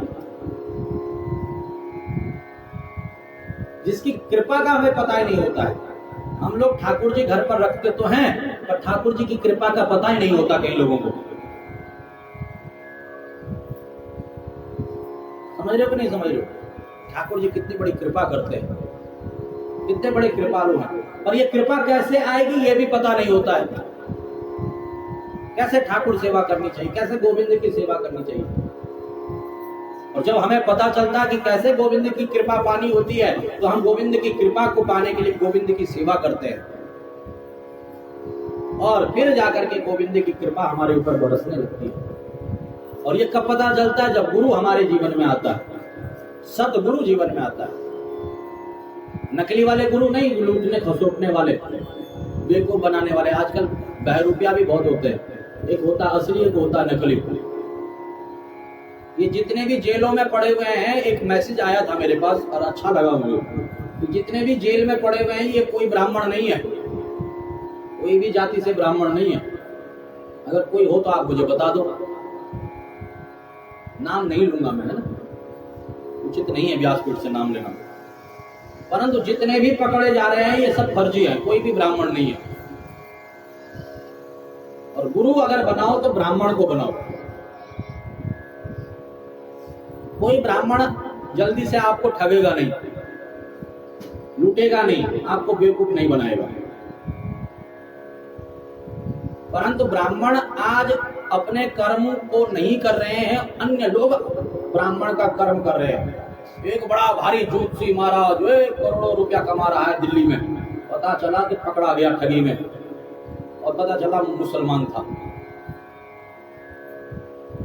नाम पता क्या था उनका? आसू जी महाराज, बड़ा नाम, बड़ा चर्चित नाम। भीड़ लगी पड़ी महाराज वहां लोगों की, और लोग पागल इतने हैं महाराज, जो है बिना जाने बिना समझे फंस जाते हैं। तो लिखा हुआ है देवाधीनम जगत सर्वम ते देवता मंत्राधीनम ते मंत्रा ब्राह्मणाधीनम तस्मात् ब्राह्मण देवता। जो ब्राह्मण मंत्रों को जानता है, वेद को जानता है, शास्त्रों को जानता है, पुराणों को जानता है, ऐसे जानकार ब्राह्मण को ही गुरु बनाना चाहिए, और उसके द्वारा प्राप्त मार्ग पर चल करके, बताए हुए मार्ग पर चल करके गोविंद का भजन पूजन करना चाहिए, तब जाकर के गोविंद की कृपा आती है। समझ रहे हो नहीं समझ रहे हो? तो यहां पर देखिए, आज भगवान श्री कृष्ण ने, जो कि कृष्णम वंदे जगत गुरु, जगत के गुरु हैं भगवान श्री कृष्ण, गुरुओं के गुरु हैं। वसुदेव सुतम देवम कंस चाणूर मर्दनम देवकी परमानंदम कृष्णम वंदे जगत गुरु। ये जरूरी नहीं कि आप किसी मनुष्य को गुरु बनाओ तो ही कल्याण होगा। भगवान श्री कृष्ण को अपना सर्वस्व मान करके कृष्ण को ही गुरु मानो। इस कलिकाल में तो विशेष रूप से भगवान श्री कृष्ण को ही गुरु मानना चाहिए, क्योंकि किसी के माथे पर नहीं लिखा हुआ है कि ये सही है कि गलत है। और इतना आप शक्तिवान है नहीं, इतने आप त्रिकालदर्शी नहीं, इतने आप विद्वान नहीं, इतने आप भक्त नहीं, इतने आप संत नहीं, इतने आप त्यागी नहीं कि जो आप पहचान लो। तो जगह जगह भटकने से कोई लाभ नहीं है, कहीं फंसने से कोई लाभ नहीं। कृष्ण को गुरु मान लो, कृष्णम वंदे जगत गुरु। और कृष्ण की गीता का पाठ करो, जो कृष्ण ने अपने मुंह से गीता का उपदेश दिया, रोज उसका पाठ करो। जो भागवत भगवान के मुख से निकली हुई है, कृष्ण लीलाओं से भरी हुई, इसका पाठ करो। कहीं पर भी कोई शंका हो तो तुरंत भागवत को पढ़ना शुरू कर दो। कहीं पर भी कोई मार्ग नहीं मिल रहा है तो तुरंत गीता का पाठ करना शुरू कर दो। तुरंत आपकी शंकाओं का समाधान हो जाएगा, तुरंत आपको मार्ग मिल जाएगा, मन की आशंकाएं मिट जाएंगी, मन का दुख दूर हो जाएगा, मन आपका बड़ा हल्का होगा। आप आजमा करके देखना, भगवान श्री कृष्ण को गुरु मान करके कभी भी कोई भी आपत्ति, विपत्ति, संकट, दुख, तकलीफ, मन की बेचैनी, मन की उदासी, मन के उलझने कभी भी हो, तुरंत भागवत जी लेकर के बैठ जाओ, गीता लेकर के बैठ जाओ। आप देखना तुरंत आपका सारा का सारा संदेह दूर हो जाएगा, संकट दूर, परंतु विश्वास के साथ, विश्वास के साथ। विश्वास नहीं होगा तो कोई लाभ नहीं मिलेगा, विश्वास के साथ। तो यहाँ पर देखिए, सत्राजित ने जब कहा कि प्रभु ये बिटिया भी आपकी, मणि भी आपकी, प्रभु ने कहा मणि का बड़ा चमत्कार है, पूजा पाठ तुम करोगे, तुम्हारा दंड है, जो स्वर्ण मिलेगा वह तुम द्वारिका में जमा करोगे। आज से तुम भक्त बन जाओ, पूजा पाठ करना शुरू करो। और प्रभु ने सत्यराजित की बिटिया सत्यभामा के साथ तीसरा विवाह संपन्न किया। बोले द्वारिकाधीश भगवान की। अब यहाँ पर प्रश्न है कि द्वारिकाधीश को मिथ्या कलंक क्यों लगा? त्रिलोकी के नाथ हैं, द्वारिकाधीश हैं, क्यों मिथ्या कलंक लगा? सुखदेव मुनि कहते हैं कि मया भाद्रपदे शुक्ला चतुर्थ्याम चंद्र दर्शनम गोष्पदान मुनिवेराजन कृतम दिवमपस्यता। जब द्वारिकाधीश बालक थे और वृंदावन में रहते थे, गैया चराते थे, गोपाल, कृष्ण का नाम है गोपाल, गौ का पालन करने वाले गोपाल। जिसने गौ का पालन किया हो, गौ सेवा किया हो, वही द्वारिकाधीश के पद पर आसीन होता है, वही श्रेष्ठ पद पर आसीन होता है।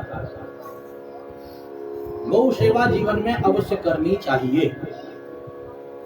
कहीं ना कहीं मुझे लगता है कि जो बचपन में, मैं भी देखिए ननिहाल में रहता था, आज आपको शायद पहले बताया नहीं बताया हो, नहीं बताया होगा कभी मैंने आपको। अब प्रसंग चल रहा है तो इसलिए थोड़ा याद आ गई बचपन की मुझे भी। जब मैं छोटा था, मैं चौथी पास करके आया हरिद्वार, है ना, तो मैं ननिहाल रहता था अपने नाना नानी के पास। और वहां पर महाराज जो है स्कूल भी जाता था और गौ सेवा। प्रायः गांव में क्या होता है कि जो गाय होती है उन्हें जंगल में ले जाना पड़ता है, गौ सेवा 3 घंटा 4 घंटा 5 घंटा।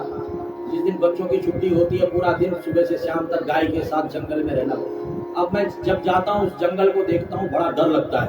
सोचता हूँ कि भाई इतने छोटी अवस्था में जंगलों में, गुफाओं में रहते थे हम लोग। दिन में गाय चल रही होती थी जंगल में, हम गुफा में बैठे होते थे।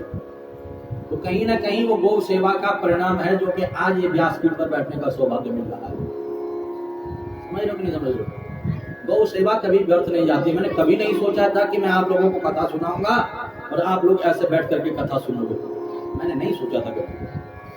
और गौ सेवा का परिणाम है आज आप लोग इतना सम्मान देते हो, इतना आदर देते हो। तो कन्हैया बचपन में गौपाल थे, गौ सेवा करते थे, तो इसीलिए द्वारिकाधीश के रूप में लोग पूजते हैं, त्रिलोकी के नाथ के रूप में पूजा जाता है। समझ लो कि नहीं समझ लो? तो कन्हैया जब गौपाल थे तो उनसे एक गलती हो गई थी, और भगवान ने इस कथा के माध्यम से, इस लीला के माध्यम से संदेश दिया है कि गलती चाहे कोई भी करे, गलती चाहे कोई भी करे, उसका परिणाम भोगना ही पड़ेगा। जब मैं त्रिलोकी नाथ अपनी गलती को नहीं मिटा पाया, उसका परिणाम जब मुझे भोगना पड़ा, तो ए साधारण मनुष्य तुझे भी भोगना पड़ेगा। क्या गलती हो गई थी? मया भाद्रपदे शुक्ला चतुर्थ्याम चंद्र दर्शनम, भादों के महीने का शुक्ल पक्ष का चंद्रमा का दर्शन नहीं करना चाहिए, ये शास्त्र कहता है। शास्त्र हमारा गुरु है, जो शास्त्र को गुरु मान करके शास्त्र की बातों को अपने जीवन में धारण करके चलता है, उसके जीवन में कभी कोई कष्ट नहीं आता है। परंतु जो शास्त्र की बात को सुन करके अनसुना कर देता है, जो शास्त्र को हल्का समझता है, जो शास्त्र को नहीं मानता है, उसे कोई बचा नहीं सकता है। शास्त्र हमारा गुरु है, शास्त्र, क्योंकि शास्त्र भगवान की वाणी है। कन्हैया ने क्या किया? भाद्रपद शुक्ल पक्ष का जो चंद्रमा था उसका दर्शन कर दिया। कैसे कर दिया? गाय के खुर के गड्ढे में, गोष्पदान मुनिवेराजन, कितना बड़ा खुर होगा, गड्ढा होगा, उसमें जल था और उस जल में चंद्रमा की परछाई दिख रही। और यही कारण आज द्वारिकाधीश को मिथ्या कलंक लगा है। अब आप कहोगे कि चंद्रमा का दर्शन करने से क्यों कलंक लगता है? ध्यान देना, एक दिन गणेश जी सरोवर पर पुष्प तोड़ने के लिए जा रहे थे, कमल पुष्प पूजन के लिए। तो कई बार क्या होता है, अहंकार होता है लोगों को, किसी को धन का अहंकार, किसी को पद का अहंकार, किसी को मान सम्मान का अहंकार, किसी को जो है सुंदरता का अहंकार। तो मुझसे ज्यादा सुंदर कोई है ही नहीं। और महाराज किसी को देख करके हंस जाते हैं, हंसी उड़ाने लग जाते हैं। तो चंद्रमा को अपनी सुंदरता का अहंकार था कि मेरे से ज्यादा सुंदर कोई है ही नहीं। और चंद्रमा हंस पड़ा गणेश जी को देख करके। कहा ना ये हाथी है ना ये मनुष्य है, ये कैसा है बताओ। देखो गणेश जी को क्रोध आ गया, हे चंद्रमा तुझे अपनी सुंदरता पर इतना अहंकार, जा तू कुरूप हो जा। और कहते हैं कि पहले चंद्रमा पर दाग नहीं था, तभी से चंद्रमा पर दाग पड़ गया। क्या आज के दिन जो तुम्हारा दर्शन करेगा उसके जीवन में भी कलंक लगेगा, वह भी कुरूप बनेगा, वह भी कलंकित हो जाएगा। और वे दिन था भाद्र शुक्ल चतुर्थी तिथि का दिन, इसीलिए भाद्र शुक्ल चतुर्थी तिथि के दिन चंद्रमा का दर्शन नहीं करना चाहिए। और आप लोग देखते होंगे कि भाद्र शुक्ल चतुर्थी से गणेश स्थापना लोग अपने घर में करते हैं और पूजन करते हैं। जब चंद्रमा ने क्षमा मांगी तब गणेश जी ने कहा कि आज के दिन जो मेरे को अपने घर में स्थापित करेगा, मेरा पूजन करेगा, उसके मैं सारे कलंकों को दूर कर दूंगा, उसकी सारी मनोकामना को पूर्ण कर दूंगा। तो गणेश स्थापना का विधान है, गणेश विसर्जन का विधान नहीं है। कहा जाता है कि हे गणेश लक्ष्मी जी हमारे घर में रोज आप स्थापित रहो, हमेशा आप हमारे घर में रहो। हर एक पूजन में कहा जाता है, विसर्जन का विधान नहीं है। स्थापना का, गणेश को अपने घर में स्थापित करना, उसकी पूजा करना, गणेश जी की सेवा करना। ध्यान देना, एक तो प्रसंग यह है। दूसरा प्रसंग है कि गणेश जी ने महाभारत ग्रंथ लिखा। केवल एक महाभारत ग्रंथ है जो गणेश जी ने अपने हाथों से लिखा है। बाकी सारा का सारा ग्रंथ, सारा का सारा पुराण, सारा का सारा वेद व्यास जी महाराज ने अपने हाथों से लिखा है। केवल महाभारत ग्रंथ है जो व्यास जी ने श्लोक बोले हैं और गणेश जी ने लिखे हैं। बद्रीनाथ में गणेश गुफा पड़ती है, उस गुफा में बैठकर। अब देखिए, भाद्र शुक्ल चतुर्थी तिथि से भागवत महाभारत ग्रंथ लिखना प्रारंभ किया था और लिखते 10 दिन हो गए। 10 दिन में पूरा का पूरा महाभारत ग्रंथ पूर्ण हुआ है। और जब महाभारत ग्रंथ पूर्ण हो गया तो वेद व्यास जी महाराज ने गणेश जी का स्पर्श किया तो देखा तो तापमान बढ़ा पड़ा, बिल्कुल गर्म हो रखे। लिखते बुखार जिसे कहते हैं, हम लोग अपनी भाषा में कहते बुखार आ गया। तो बुखार आ गया तो क्या कहते हैं, गीली पट्टी रखो इसके सर पर, बुखार कम हो जाएगा। तो गीली पट्टी रखते हैं तो बुखार कम हो जाता है, होता है नहीं होता है। तो गणेश जी का तापमान इतना ज्यादा बढ़ गया था कि आग निकल रही थी शरीर से। तब वेद व्यास जी महाराज ने चतुर्थी तिथि के दिन, उस दिन थी चतुर्दशी तिथि थी, उस दिन चतुर्थी थे, चतुर्दशी तिथि के दिन गणेश जी को सुंदर निर्मल सरोवर में स्वच्छ जल में स्नान कराया, शीतल जल में स्नान कराया। और स्नान करा करके खूब डुबकियां लगवाई गणेश जी को। गणेश जी का तापमान शांत हो गया, नॉर्मल गणेश जी हो गए। और तब गणेश जी का पूजन किया विधि विधान के साथ। और पूजन किया तब गणेश जी को कैलाश पर्वत भेजा, कैलाश पर्वत अपने स्थान पर भेजा। तो इसीलिए लोग चतुर्थी तिथि से चतुर्दशी तिथि तक गणेश जी की स्थापना करते हैं। और गणेश जी को फिर कहते हैं भैया अपने घर चले जाओ। परंतु ये जो विधान जो चल रहा है आजकल, जो देखा देखी चल रही है, ये थोड़ा सा गलत चल रहा है, इसको सुधारना है। मैं आपको बता रहा हूं तो आप औरों को भी बताओ, ये संदेश फैलाओ। संदेश क्या फैलाओ? देखिए, जरूरी नहीं कि आप मिट्टी का गणेश रखोगे, या ये आजकल बन रहे हैं महाराज केमिकल के गणेश बन रहे हैं, फिर उसको स्थापित कर रहे हैं और उसको फेंक करके आ जा रहे हैं। महाराज आप जा करके देखो, मैं देख करके आता हूँ कई बार, धक्का दे देते हैं महाराज पुल से, प्रेम नगर आश्रम के पुल से, चंडी पुल से धक्का दे देते हैं नीचे। अब कोई आपको धक्का दे और आपका हाथ पैर टूटे तो आपको अच्छा लगेगा? बताओ जरा। फिर उसके बाद म्युनिसिपालिटी की गाड़ियां, महाराज जो कचरे की गाड़ियों में देखो आप जाकर के गणेश जी, जब गंगा जी सूखती है तब जाकर के देखो। अब दीपावली के पहले गंगा जी सूखेंगी, गणेश जी महाराज, किसी का हाथ टूटा हुआ गणेश जी का, किसी का पैर टूटा हुआ, किसी का सर टूटा। कितना बड़ा अपमान हम अपने गणेश जी का कर रहे हैं, देवी देवताओं का कर रहे हैं। हमारे गणेश जी का अपमान क्या करना है? उत्सव मनाने के लिए मना नहीं है, पूजन करने के लिए मना नहीं है, परंतु अपमान के लिए मना कर रहा हूं मैं। ये धक्का जो दे देते हैं, फेंक करके आ जाते हैं, इसके लिए मना है। तो ये कैसे परंपरा को चेंज होगा, कैसे बदलाव आएगा? उसके लिए आप अगर समर्थवान हो तो सोने के गणेश जी बनाओ, स्वर्ण के। समर्थवान अगर आप हो, चांदी के बनाओ, अष्ट धातु के बनाओ, तांबे के बनाओ, पीतल के बनाओ। समझ रहे हो कि नहीं समझ रहे हो?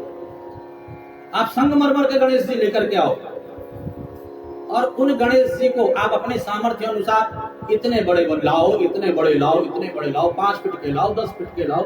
आप जितना आपके पास सामर्थ्य उस हिसाब से आप बनाओ और उनको आप स्थापित करो अपने मंदिर में। गणेश चतुर्थी तिथि के दिन आप स्थापित कर दो और उसकी पूजा करो, उत्सव मनाओ। जैसे आप मनाते आ रहे हो आप वैसे ही मनाओ। समझ लो, जैसे आप कीर्तन भी करते हो, भजन भी करते हो, श्रृंगार भी करते हो, खूब ढोल नगाड़ों के साथ आप गंगा जी तक लेकर के जाते हो, लेकर के जाओ। पर जब गणेश जी को छोड़ करके आते हो तो अकेले आते नहीं आते, बिल्कुल सुना तो बन करके, जैसे पता नहीं कुछ चले गया हो। आप वो सूनापन खत्म करो अपने जीवन का। आप गणेश जी को गंगा जी तक लेकर के जाओ, स्नान कराओ, पूजन करो गंगा जी के तट पर और फिर ढोल नगाड़ों के साथ अपने घर में लेकर के आओ, उत्सव के साथ घर में लेकर के आओ और अपने घर में गणेश जी को स्थापित कर दो और फिर अगले साल वैसे ही उत्सव मनाओ। उन्हीं गणेश जी को स्थापित करो, वैसे ही गंगा जी लेकर के जाओ, स्नान करा करके आओ, फिर घर में स्थापित कर दो। ध्यान देना, एक तो आपके द्वारा जो पाप हो रहा है, गणेश जी टूटे फूटे आपको गंगा जी में मिल रहे हैं, वो चीज खत्म हो जाएगी। गणेश जी का सम्मान बढ़ेगा और आपके घर में रिद्धि भी आएगी, सिद्धि भी आएगी, शुभ भी होगा, लाभ भी आपको मिलेगा। आप करके देखना और हमारे गणेश जी का अपमान होने से बचेगा। आप किसी अन्य जाति धर्म के जो है देवी देवताओं का जो है चित्र बना करके दिखा दो, फेंक करके दिखा दो, कहीं फोटो फेंक करके, मूर्ति फेंक करके दिखा दो जरा, पूरा का पूरा भारत बंद हो जाएगा, लड़ाइयां छिड़ जाएंगी। और आजकल महाराज आप देख रहे होंगे लक्ष्मी बम, अब दीपावली आ रही है, आपको देखने को मिलेगा, लक्ष्मी जी को पटाखा फूट जाता है, लक्ष्मी जी का चित्र उड़ जाता है, किसी और का छाप। आप ध्यान देना, ये मैसेज दो, ये संदेश दो कि जिस भी पटाखे पे, जिस भी बम पे, जिस भी चीज पे हमारे देवी देवताओं का फोटो है, हम वो नहीं खरीदेंगे। हमारे देवी देवताओं का अनादर होता है, अपमान होता है और हम देखते रह जाते हैं, हम कुछ कर ही नहीं पाते, कुछ बोलते ही नहीं है। ये हम हिंदुओं का बड़ा भारी जो है दुर्भाग्य है। समझ लो, ये संदेश हम लोगों को ऐसा नहीं 1 से 2 तक, 2 से 4 तक, 4 से 5 तक, कभी ना कभी तो जरूर सुधार आएगा। हम खुद अगर सुधार लाएंगे तभी सुधार आएगा। और कई लोगों को कितना भी समझा दो, समझते ही नहीं है, उनको समझ। परंतु यहाँ पर 50 लोग बैठे हैं, 50 में से एक को भी अगर समझ आ गया तो मेरा कथा कहना सार्थक हो जाएगा। ये जरूरी नहीं कि 50 को ही समझ में आएगा। समझ रहे हो कि नहीं समझ रहे हो? क्यों सत्यनारायण जी? 50 को समझाना, संतुष्ट करना ये मेरी बस की बात नहीं है, परंतु 50 में से एक भी अगर संतुष्ट हो गया और एक को भी बात समझ आ गई तो मेरा कथा कहना, इस व्यासपीठ पर बैठना सफल हो जाएगा। और उस एक ने अगर किसी एक को सुधार दिया, उसने किसी और को सुधार दिया, तो फिर तो ठाकुर जी की गिनती में, रजिस्टर में हमारा नाम, इन्होंने एक को समझाया, पुण्य हमारा बढ़ेगा, आपका पुण्य बढ़ेगा। वो चैन वाला वो चलता नहीं है, पहले वो चलता था, अभी भी चलता नहीं चलता, चैन बढ़ाओ। ये चैन हमने आगे बढ़ानी है। तो इस कथा से संदेश लेकर के जाना है, गणेश पूजा करनी है, गणेश जी को स्थापित करना है, परंतु गणेश जी को धक्का नहीं देना है गंगा जी में। गणेश जी को धक्का नहीं देना, समझ लो, इस बात को याद रखना, गांठ बांध करके जाना। आज ये राधे रानी की जो के निमित्त हम कथा सुन रहे हैं, राधे आज हमारे बीच में नहीं है, आज उसकी पुण्य तिथि है। ये संकल्प इस परिवार ने भी लेना है और आप लोगों ने भी लेना है। यही सच्ची श्रद्धांजलि होगी राधे के लिए। गणेश जी को गंगा जी में नहीं फेंकना है, गणेश जी का अपमान नहीं करना है। मया भाद्रपदे शुक्ला चतुर्थ्याम चंद्र दर्शनम घोष पदान निवेराजन कृतम दिवमुपस्यतात्। यहाँ पर सुखदेव मुनि कहते हैं कि भाद्र शुक्ल चतुर्थी तिथि के दिन चंद्रमा का जो दर्शन करता है उसको कलंक लगता है, परंतु जो आज के दिन गणेश जी को स्थापित करके गणेश जी का पूजन अपने घर में करने का संकल्प लेता है उसके सारे कलंक गणेश जी दूर कर देते हैं, सारे कष्ट दूर हो जाते हैं।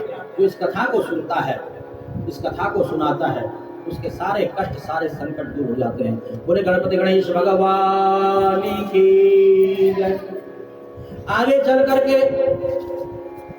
सुखदेव मुनि कहते हैं कि चौथा विभाग कालिंदी के साथ संपन्न हुआ है।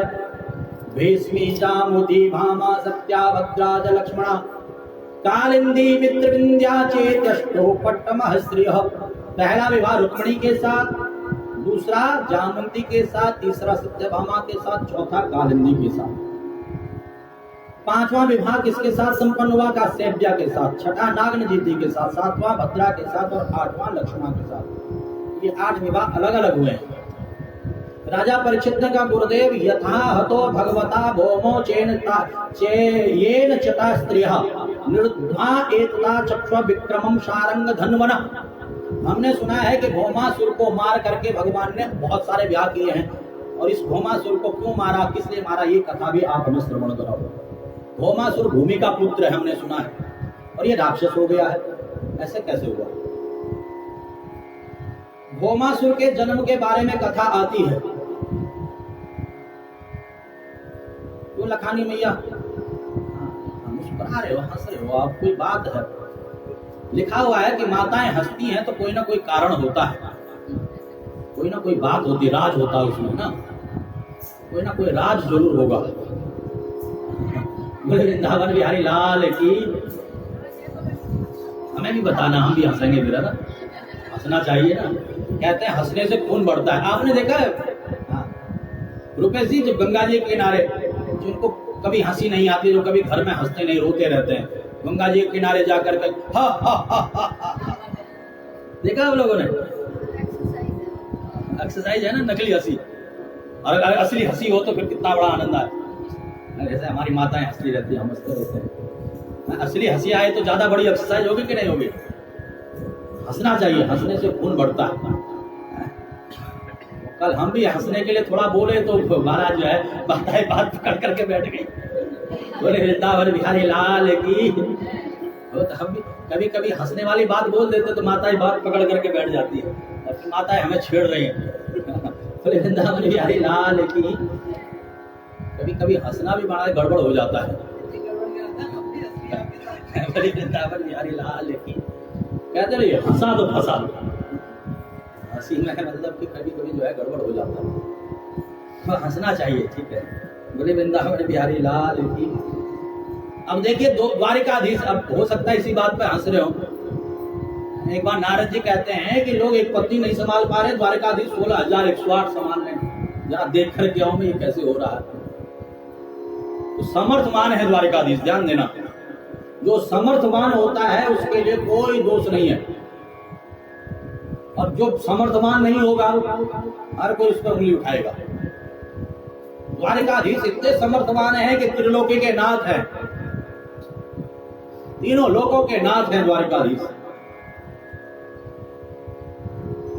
सबके प्राणपति हैं द्वारिकाधीश। अब आप किसी का खून कर दो तो आपको कोई छोड़ देगा? किसी का मर्डर, किसी का खून कर दो तो। और वहीं पर महाराज जो फौज में है, जो पुलिस में है, फौज में आतंकवादियों को मार रहे हैं, हजारों आतंकवादी रोज मार रहे हैं, तो कोई कुछ बोल रहा उन्हें? पुलिस वाले एनकाउंटर कर देते हैं, चोर का, डाकू का कोई केस होता है? नहीं, क्योंकि पुलिस वाले समर्थमान हैं, उनके पास पावर है। फौजी समर्थमान है, उसके पास पावर है, वो एक दिन में हजारों आतंकवादियों को ढेर कर सकता है, उसको इनाम मिलेगा। पुलिस वाले हजारों चोरों को, डाकुओं को मार सकते हैं, लुटेरों को मार सकते हैं, उनके पास पावर है, वो समर्थमान है। और हम और आप समर्थमान नहीं है। अगर किसी को महाराज पत्थर मारेंगे तो भी पुलिस केस हो जाएगा, किसी को डंडा मारेंगे तो भी पुलिस केस हो जाएगा। तो समर्थ मानने के लिए कोई दोष नहीं है। द्वारिकाधीश इतने बड़े समर्थवान है, इतने बड़े समर्थवान है कि वो महाराज अपने सामर्थ्य से कुछ भी कर सकते हैं। राजा को रंक और रंक को राजा बना सकते हैं। मस्कई करें विरंची प्रभु और अजय मसकते ही। एक मच्छर को इंद्र बना सकते हैं और इंद्र को मच्छर बना सकते हैं। इतना ज्यादा समर्थमान। मूकम करोति वाचालम पंगुम लंघयते गिरिम यत् कृपातम हम वंदे परमानंद माधवम। गोविंद की कृपा से जो मूक, जिसे बोलना नहीं आता उसे बोलना सिखा देते हैं, और जिसे चलना नहीं आता उसे चलना सिखा देते हैं। और गोविंद की कृपा से ही ये आनंद, परमानंद की प्राप्ति होती है। हमारे ऊपर गोविंद की कृपा है तो हम लोग यहाँ पर बैठ करके इस आनंद को ले रहे हैं, हंस भी रहे हैं, मुस्कुरा भी रहे हैं, बोल भी रहे हैं, सुन भी रहे हैं, सुना भी रहे हैं। ये हंसना, ये मुस्कुराना भी हर किसी के सौभाग्य में नहीं होता है। समझ रहे हो कि नहीं समझ रहे हो? जो हम हंस रहे हैं, मुस्कुरा रहे हैं, बोल रहे हैं, आनंद ले रहे हैं, ये हर किसी की किस्मत में नहीं होता है। कई लोग तो महाराज ऐसे मुंह लटकाए होते हैं जैसे पता नहीं क्या लुट गया उनका। सब कुछ होते हुए महाराज मुंह लटका पड़ा, बस उदासी, निराशा, हताशा, दुख, परेशानी, चिंता। और एक हमारी लक्ष्मी मैया कितना सुंदर मुस्कुराती रहती है, हंसती रहती है हर समय। ये बड़ा सौभाग्य है। ये आनंद, ये हंसी, ये प्रभु की कृपा से ही मिलता है। हर किसी को नहीं है, सुलभ नहीं है। किसी को कितना भी हंसाने की कोशिश कर दो, हंसता ही नहीं है। आपने देखा होगा ना? देखा नहीं देखा? और तुम रोतरा सा मुंह बना करके बैठा रहता है, कितना भी कोशिश करो। तो ये आनंद, ये जो है प्रभु की कृपा से ही मिलता है। हंसने का सौभाग्य, खुश होने का सौभाग्य, मुस्कुराने का सौभाग्य, गाने का सौभाग्य, नाचने का सौभाग्य, मन की शांति, मन का आनंद, ये परमात्मा की कृपा से ही मिलता है। बिना उसकी कृपा के ये संभव नहीं है। और हमारे ऊपर गोविंद की कृपा है, आपके ऊपर गोविंद की कृपा है। इस कृपा को अनुभव करो, इसका एहसास करो। ये एहसास का विषय है, ये अनुभव का विषय है कि कितनी बड़ी कृपा है हमारे ऊपर गोविंद की। कितनी बड़ी कृपा है गोविंद की, बहुत बड़ी कृपा है। मैं तो बड़ा अनुभव करता हूं इस बात का, बहुत अनुभव करता हूं इस बात का। बहुत बड़ी कृपा है गोविंद की मेरे ऊपर। ऐसे ही आपके ऊपर भी कृपा है। समझ रहे हो नहीं समझ रहे हो? ये कृपा बनी रहे, हमेशा बनी रहे, यही गोविंद से प्रार्थना करते हो। ऐसी कृपा बनी रहे, ऐसा ही आनंद बना रहे। ये भौमासुर कौन है? ये राक्षस कैसे बन गया? इसके पास राजकुमारी का कहां से आ गई? तो प्रश्न सुखदेव मुनि कहते हैं कि जब भगवान वारह बन करके आए थे, वारह बन करके आए थे और पृथ्वी को अपनी दाढ़ों पर रख करके स्थापित कर रहे थे जल के ऊपर, तो पृथ्वी गर्भवती हो गई थी। परंतु हिरण्याक्ष दैत्य पीछे से आ रहा था, तो हिरण्याक्ष की छाया पृथ्वी पर पड़ गई, तो भगवान का जो बालक है, पृथ्वी का जो बालक है, वह राक्षस हो गया। देखिए, यहां पर इस कथा से भी एक सीख मिलती है। माताएं बहनें जब गर्भवती हों तो किसी भी दुष्ट की, अधर्मी की, पापी की छाया तक नहीं पड़नी चाहिए, वरना वही संस्कार उसके अंदर आ जाते हैं। ये संदेश लेकर के जाओ। माताओं को जब गर्भवती माताएं बहनें होती हैं तो उस समय पर रामायण का पाठ करो, भागवत का पाठ करो, गीता का पाठ करो, शिव पुराण का पाठ करो, भगवान का चित्र देखो, अच्छे लोगों की संगति में रहो, अच्छे लोगों का संग करो, ताकि बच्चे के ऊपर जो संस्कार है वे अच्छे पड़े। यहां पर देखिए, भूमि के ऊपर हिरण्याक्ष की छाया पड़ी थी, इसलिए राक्षस हुआ भौमासुर, भूमि का पुत्र। भगवान की दो पटरानियां, दो विशेष रानियां हैं, एक है भूदेवी, एक है श्रीदेवी। भूदेवी है पृथ्वी और श्रीदेवी है लक्ष्मी जी। सारे जितने भी देवियों के अवतार हैं भूदेवी और श्रीदेवी से ही हुए हैं। जितनी भी देवियां हैं, आप भी जो भी मातृशक्ति है, या तो श्री देवी की अवतार है या तो भूदेवी की अवतार है। भूदेवी के अंश हो या तो श्री देवी, या तो लक्ष्मी के आप अंश हो, या तो मां पृथ्वी के आप अंश हो। शक्ति जितनी भी है, जितनी भी देवियां हैं, समझ लो नहीं समझ लो। इसीलिए कहा गया है कि यत्र नार्यंत पूजयंतु तत्र देवता रम्यन्ते, का जहां नारी की पूजा होती है, स्त्री की पूजा होती है, स्त्री को जहां सम्मान दिया जाता है वहां देवताओं का वास होता है। इसीलिए कहा गया है जिस घर में स्त्री का सम्मान होता है, स्त्री का आदर होता है, उस घर में कभी किसी चीज की कमी नहीं रहती है। जहां स्त्री को केवल भोग्या समझा जाता है, काम करने वाली समझा जाता है, वहां हमेशा दुख होगा, हमेशा कष्ट होगा, हमेशा कोई ना कोई तकलीफ होगी, कोई ना कोई उलझन उस घर में होगी, कोई ना कोई परेशानी जरूर होगी। आप देखना। और जिस घर में स्त्री को पूजा जाता है, देवी की तरह सम्मान दिया जाता है, चाहे वो बेटी हो, चाहे वे बहू हो, चाहे वे पत्नी हो, चाहे वे माँ हो, चाहे वे दादी हो, चाहे वे चाची हो, चाहे वे ताई हो, उसका सम्मान अगर दिया जाता हो, उसको आदर दिया जाता हो, उस घर में कभी किसी चीज की कमी नहीं रहती। वहां भगवान हमेशा निवास स्थान बना करके रहते हैं, गोविंद हमेशा वहां स्थान बना करके रहते हैं। ध्यान देना, जहां सुमति तहां संपत्ति नाना, और जहां कुमति तहां विपत्ति निधाना। जहां अच्छी बुद्धि, अच्छे विचार हैं, वहां कभी संपत्ति की कमी नहीं रहती है। और जहां विचार गलत हैं, बुद्धि गलत है, वहां पर हमेशा जो है विपत्तियां ही विपत्तियां रहती है। तो यहाँ पर भौमासुर राक्षस बुद्धि का था, उसने राजकुमारिकाओं, जहां भी सुंदर राजकुमारिकाएं दिखती, सुंदर स्त्री दिखती, पकड़ करके जेल में डाल देता।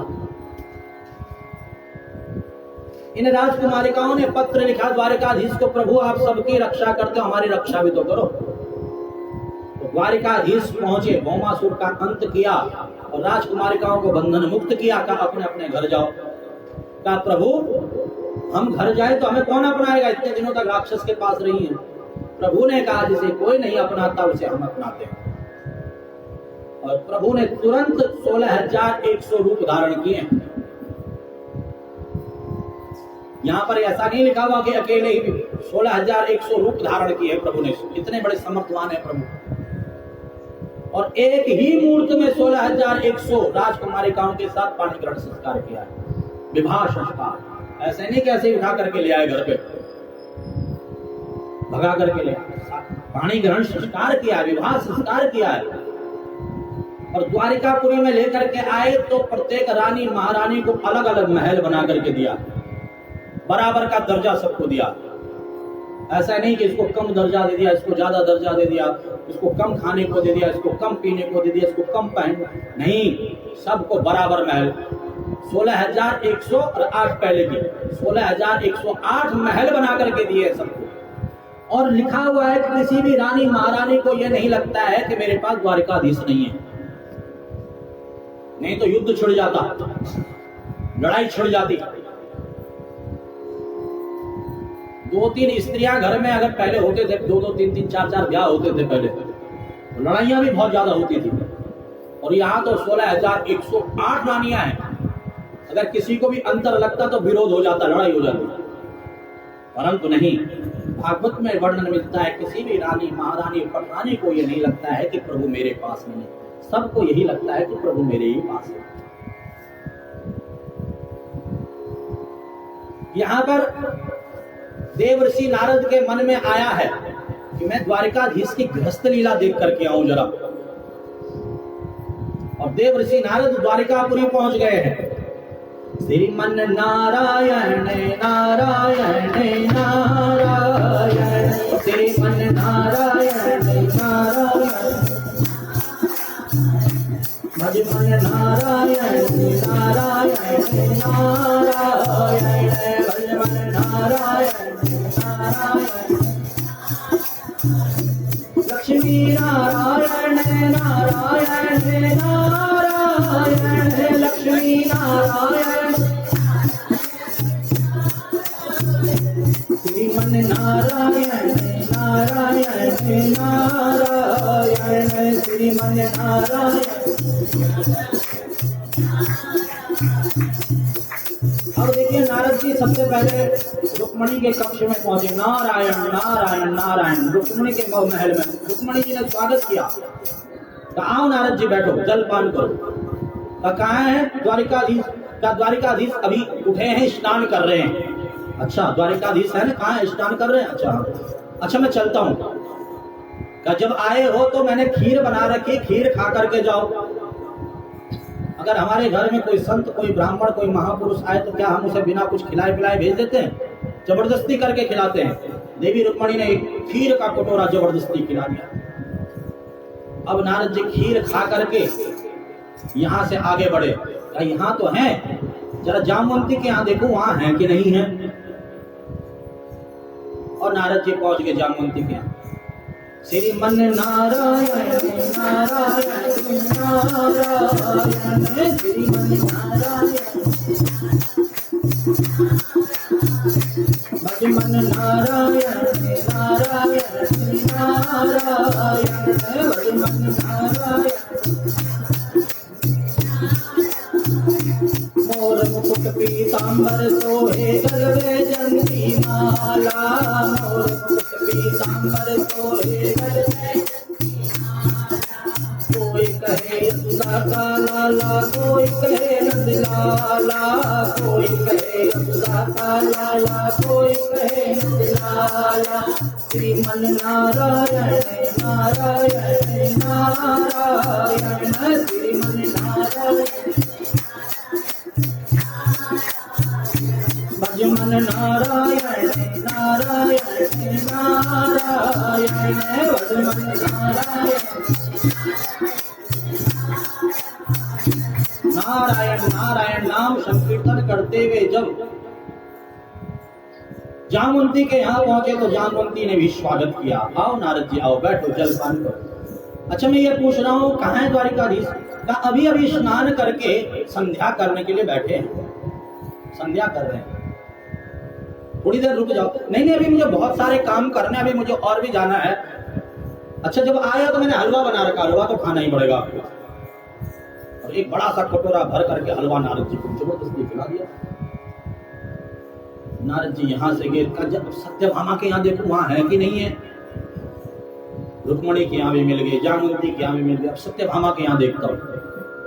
और नारद जी पहुंच गए सत्यभामा के यहाँ। रोटी रोटी हाय रे रोटी, हरदम रोटी रोटी रोटी रोटी हाय रे रोटी, हरदम रोटी रोटी। बिना भजन के हो गई बंदे किस्मत तेरी छोटी। बिना भजन के हो गई बंदे। श्रीमन नारायण नारायण नारायण श्रीमन नारायण नारायण भजमन नारायण नारायण नारायण भजमन नारायण नारायण। सत्यानारायण नारायण नारायण सत्यानारायण नारायण श्रीमन नारायण नारायण नारायण श्रीमन नारायण नारायण नारायण नारायण नाम संकीर्तन करते हुए जब सत्यभामा के यहाँ पहुंचे तो सत्यभामा ने भी स्वागत किया। बैठो नारद। नारद जी बैठ गए। का सब कुशल है? हाँ सब कुशल है। कहाँ है द्वारिकाधीश? कहा द्वारिकाधीश अभी अभी पहले स्नान किए, फिर संध्या किए, अब गौ सेवा करने के लिए गए हुए हैं, गौशाला में गए हुए हैं। आप बैठिए, आ रहे होंगे अभी। अच्छा यहाँ भी है। आप क्या खाओगे बताओ नारद जी? अरे नहीं मैं खाने के लिए नहीं आया, मैं तो नारायण से मिलना। मुझे बहुत सारे काम है, मुझे अभी और जगह भी जाना है, औरों के यहाँ भी निमंत्रण, मैं जाता हूँ। अरे नहीं मैंने हलवा पूरी बनाया है, पूरी तो खानी ही पड़ेगी। एक थाली सजा करके हलवा पूरी मालपुआ सब रख देना। नारद जी जबरदस्ती। अब नारद जी ने कहा अगर ज्यादा चक्कर में पड़ा तो पेट फट जाएगा खा खा करके। आज मुझे पता चल गया कि हरि व्यापक सर्वत्र समाना, हरि व्यापक सर्वत्र समाना। नारायण तुम्हारे घर पर भी है तो मेरे घर पर भी है, तो इनके घर पर भी है, उनके घर पर भी है, सबके घर पर विराजमान है। ऐसा नहीं किसी एक के यहीं पर विराजमान है। भगवान हरि व्यापक सर्वत्र समाना, सब जगह समान रूप से विराजमान है। देवर्षि नारद को आज इस बात का प्रमाण मिल गया। तो कहने का अभिप्राय इस कथा से क्या सीखने को मिलता है? कई लोग कहते हैं कि भगवान केवल मेरे ही है, मेरे यही विराज। ऐसा नहीं है, भगवान सबके हैं। आज राधा और कृष्ण को क्यों पूजा जाता है? ध्यान देना, गोपिकाएं तो असंख्य थी, राधा और कृष्ण को ही क्यों पूजा जाता है? हर एक गोपी कहती थी कि कृष्ण मेरे हैं। केवल राधा एकमात्र ऐसी थी जो कहती थी कि कृष्ण सबके हैं और मैं कृष्ण की हूं। कृष्ण मेरे हैं, मैं आ गया और मैं कृष्ण की हूं, ये समर्पण करो। तो राधा ही एकमात्र ऐसी गोपी है जो कहती है कि मैं कृष्ण की हूं, परंतु कृष्ण सबके हैं। कोई राग नहीं, कोई द्वेष नहीं, कोई ईर्ष्या नहीं। तो ध्यान देना, जो इस बात को अपने जीवन में धारण करता है कि मैं कृष्ण का हूं, मैं कृष्ण की हूं, कृष्ण सबके हैं, कृष्ण कृपा वही पाता है। कृष्ण का बनना है, कृष्ण का होना है, कृष्ण अपने आप आपके हो जाएंगे। और ये कब होगा? जब हमारे प्रति, हमारे मन में जब कृष्ण के लिए समर्पण होगा। जो कुछ भी मेरे पास है सब कृष्ण का ही तो है। जब मैं कृष्ण का, तो मेरा सब कुछ कृष्ण का है।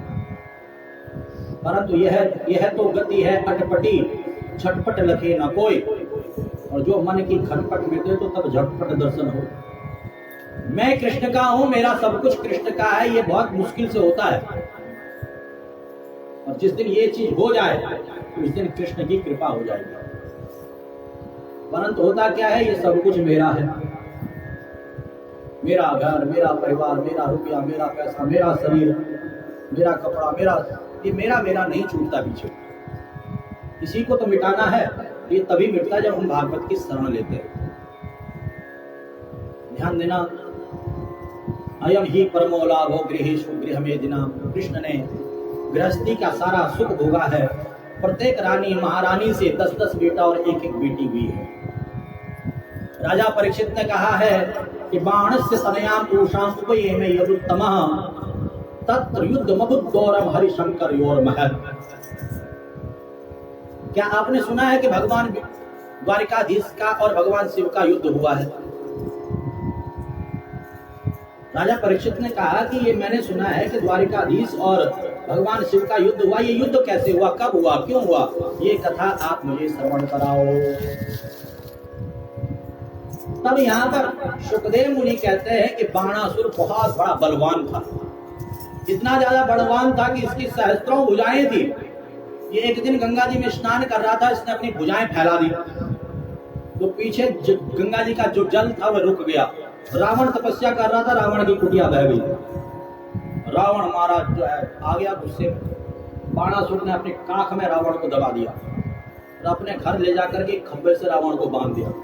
रावण के 10 सिरों में दीपक जलाया। इतना ज्यादा बलवान बाणासुर। प्रत्येक भुजा में धनुष बाण लेकर के चलता है, इसलिए नाम बाणासुर है इसका। इतना बलवान था, इसने एक दिन भगवान शंकर जी को ही युद्ध के लिए ललकार दिया। भगवान शिव ने कहा ये धनुष में, ये ध्वजा में तुझे दे रहा हूं झंडा, इसे अपने महल के दरवाजे पर लगा दे।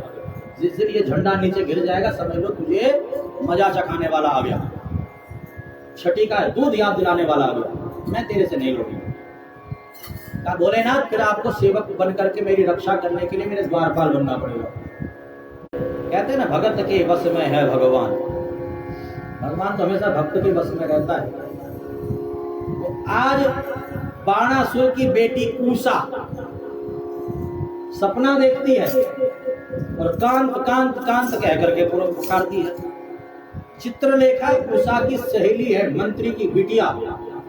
उसने उठाया, क्या सपना देख रही है तू? ये कहा, जिसको मैंने सपने में देखा उसी से ब्याह करूंगी। चित्रलेखा ने चित्र बनाने प्रारंभ कर दी। ये भी नहीं, ये भी नहीं, ये भी नहीं। द्वारिकाधीश का चित्र बनाया का ऐसा ही, पर है नहीं। प्रद्युम्न का चित्र बनाया का ऐसा ही, पर है नहीं। जैसे अनिरुद्ध का चित्र बनाया का यही है। चित्रलेखा मायावी थी, आकाश मार्ग से गई, सोते हुए अनिरुद्ध को पलंग से उठाया और उषा के कक्ष में छोड़ दिया। बाणासुर की बेटी उषा के कक्ष में गंधर्व रीति के साथ ब्याह हुआ। देखिए, विवाह भी कई प्रकार के होते हैं। गंधर्व विवाह हो गया, देव विवाह, ऋषि विवाह, मनुष्य विवाह, गंधर्व विवाह, कई प्रकार के विवाहों का वर्णन शास्त्रों में आता है। राक्षसी विवाह। आज बाणासुर को पता चला कि बिटिया के कक्ष में कोई है, तो बाणासुर पहुंचा और अनिरुद्ध को पकड़ करके जेल में डाल दिया। देवर्षि नारद ने द्वारिकाधीश से कहा कि अनिरुद्ध कहाँ है? का पता नहीं कहाँ है, इतना बड़ा परिवार, किस किस का ध्यान रखो। क्या बाणासुर के यहाँ जेल में पड़ा हुआ है। द्वारिकाधीश तुरंत रथ पर सवार हुए और बाणासुर से युद्ध करने के लिए पहुंच गए। देखा तो दरवाजे पर भगवान शंकर त्रिशूल लेकर के खड़े। हर हर महादेव। बोले, बाबा यहाँ क्या कर रहे हो? का चेले की रक्षा के लिए खड़ा हो। तुम्हारे चेले ने हमारे अनिरुद्ध को बंद कर रखा जेल में, हट जाओ। द्वारिकाधीश, ऐसे कैसे हट जाओ? चेले को वचन दिया है रक्षा करने का, सुरक्षा की भी व्यवस्था बनाने में। युद्ध तो करना ही पड़ेगा अब आपको हमारे साथ। युद्ध हुआ इसमें भगवान शिव और द्वारिकाधीश के बीच में। द्वारिकाधीश ने ऐसा अस्त्र छोड़ा कि भगवान शिव को नींद आ गई। भगवान शिव नींद में पहुंच गए। बाणासुर से युद्ध हुआ तो बाणासुर की भुजाएं काटनी प्रारंभ कर दी द्वारिकाधीश ने। जब 4 भुजाएं शेष रह गई बाणासुर की, तो बाणासुर की मां कोटका देवी नग्न होकर के आए। द्वारिकाधीश ने मुंह फेरा तो बाणासुर प्राण बचा करके भागा।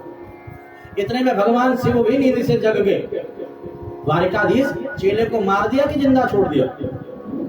अरे भोलेनाथ, आपका चेला मेरा चेला कोई अंतर थोड़ी ना है। शिवस्य हृदय विष्णु, विष्णु से हृदय शिव। शिव अगर किसी की आराधना उपासना करते हैं तो भगवान नारायण की, और नारायण किसी की आराधना उपासना करते हैं तो भगवान शिव की। आपका चेला कोई गलती करता तो मैं उसे दंड देता हूं, और मेरा चेला अगर कोई गलती करता तो आप दंड देते हो। देखिए, माँ अगर अपने बेटे से बहुत ज्यादा प्यार करती है तो माँ नहीं मारती है। पिता डांट लगाता, पिता थोड़ा फटकार लगाता, पिता जो है कभी कभार जो है दंड दे देता। और पिता अगर बच्चे से ज्यादा प्रेम करता है तो पिता नहीं मारता है, फिर उसे नहीं डांटता है, माँ डांटती है। होता है कि नहीं होता है? बताओ जरा। ऐसे ही भगवान विष्णु का चेला, भगवान विष्णु जिस भक्त से प्रेम करते हैं तो भगवान विष्णु उसे नहीं डांटते मारते हैं, भगवान शिव उसे दंड देते हैं। और शिव का जो भक्त है तो शिव उसे दंड नहीं देते हैं, भगवान नारायण उसे दंड देते हैं गलती करने पर। आपके चेले को अपना ही स्वरूप दे दिया हमने, 4 भुजाएं छोड़ी। तो बाणासुर अनिरुद्ध और उषा को लेकर के आया है, भगवान को समर्पित किया है, और भगवान द्वारिकाधीश ने भक्ति का आशीर्वाद दिया है। जो इस कथा का श्रवण मनन चिंतन करता है परम भक्ति को वह प्राप्त हो जाता है। बोले भक्तवत्सल भगवान की। सुखदेव मुनि कहते हैं, 1-2 पवनम राजम जमुर यदु कुमार का विहर्तुम शाम प्रद्युम्न 4 भानु बदा दया।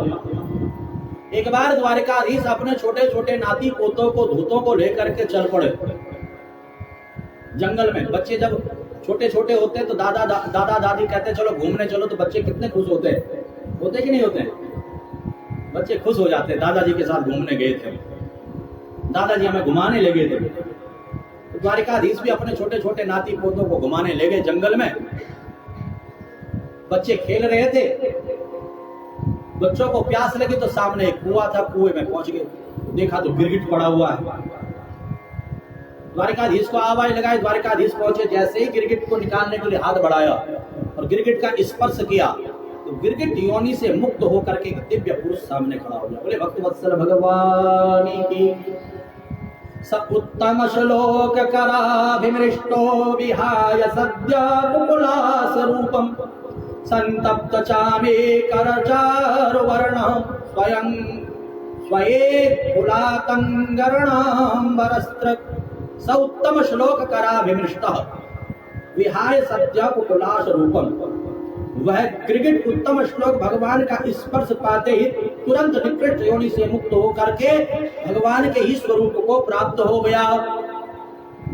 उसका शरीर सुवर्ण के समान चमकने लग गया, दिव्य रूप उसका हो गया। और भगवान का एक विमान आया, विमान पर बैठ करके जाने लगा तो भगवान ने रोक दिया, द्वारिकाधीश ने रोक दिया, कहां जा रहे हो, अपना परिचय दो, कौन हो तुम। का प्रभु आपके सामने कभी दानियों की लिस्ट आई होगी तो मेरा नाम सबसे ऊपर आपने देखा होगा, राजा नृग, मैं राजा नृग हूं। भाई तूने ऐसा क्या दान किया? का आकाश में जितने तारे हैं शायद कोई गिन ले, पृथ्वी पर बालू के जितने कण हैं शायद कोई गिन ले, परंतु जितना मैंने दान का हुआ ये कि मैं दान दे रहा था तो कुछ ब्राह्मण मेरे दान से संतुष्ट नहीं हुए। अब हर किसी को संतुष्ट कोई कर नहीं सकता है, समझ रहे कि नहीं समझ रहे? अब हुआ क्या कि समय बीता, मेरा शरीर छूट गया, मैं धर्मराज की सभा में पहुंच गया। धर्मराज ने कहा पाप का फल भोगोगे कि पुण्य का फल भोगोगे? का ये बताओ मेरा पाप अधिक है कि पुण्य?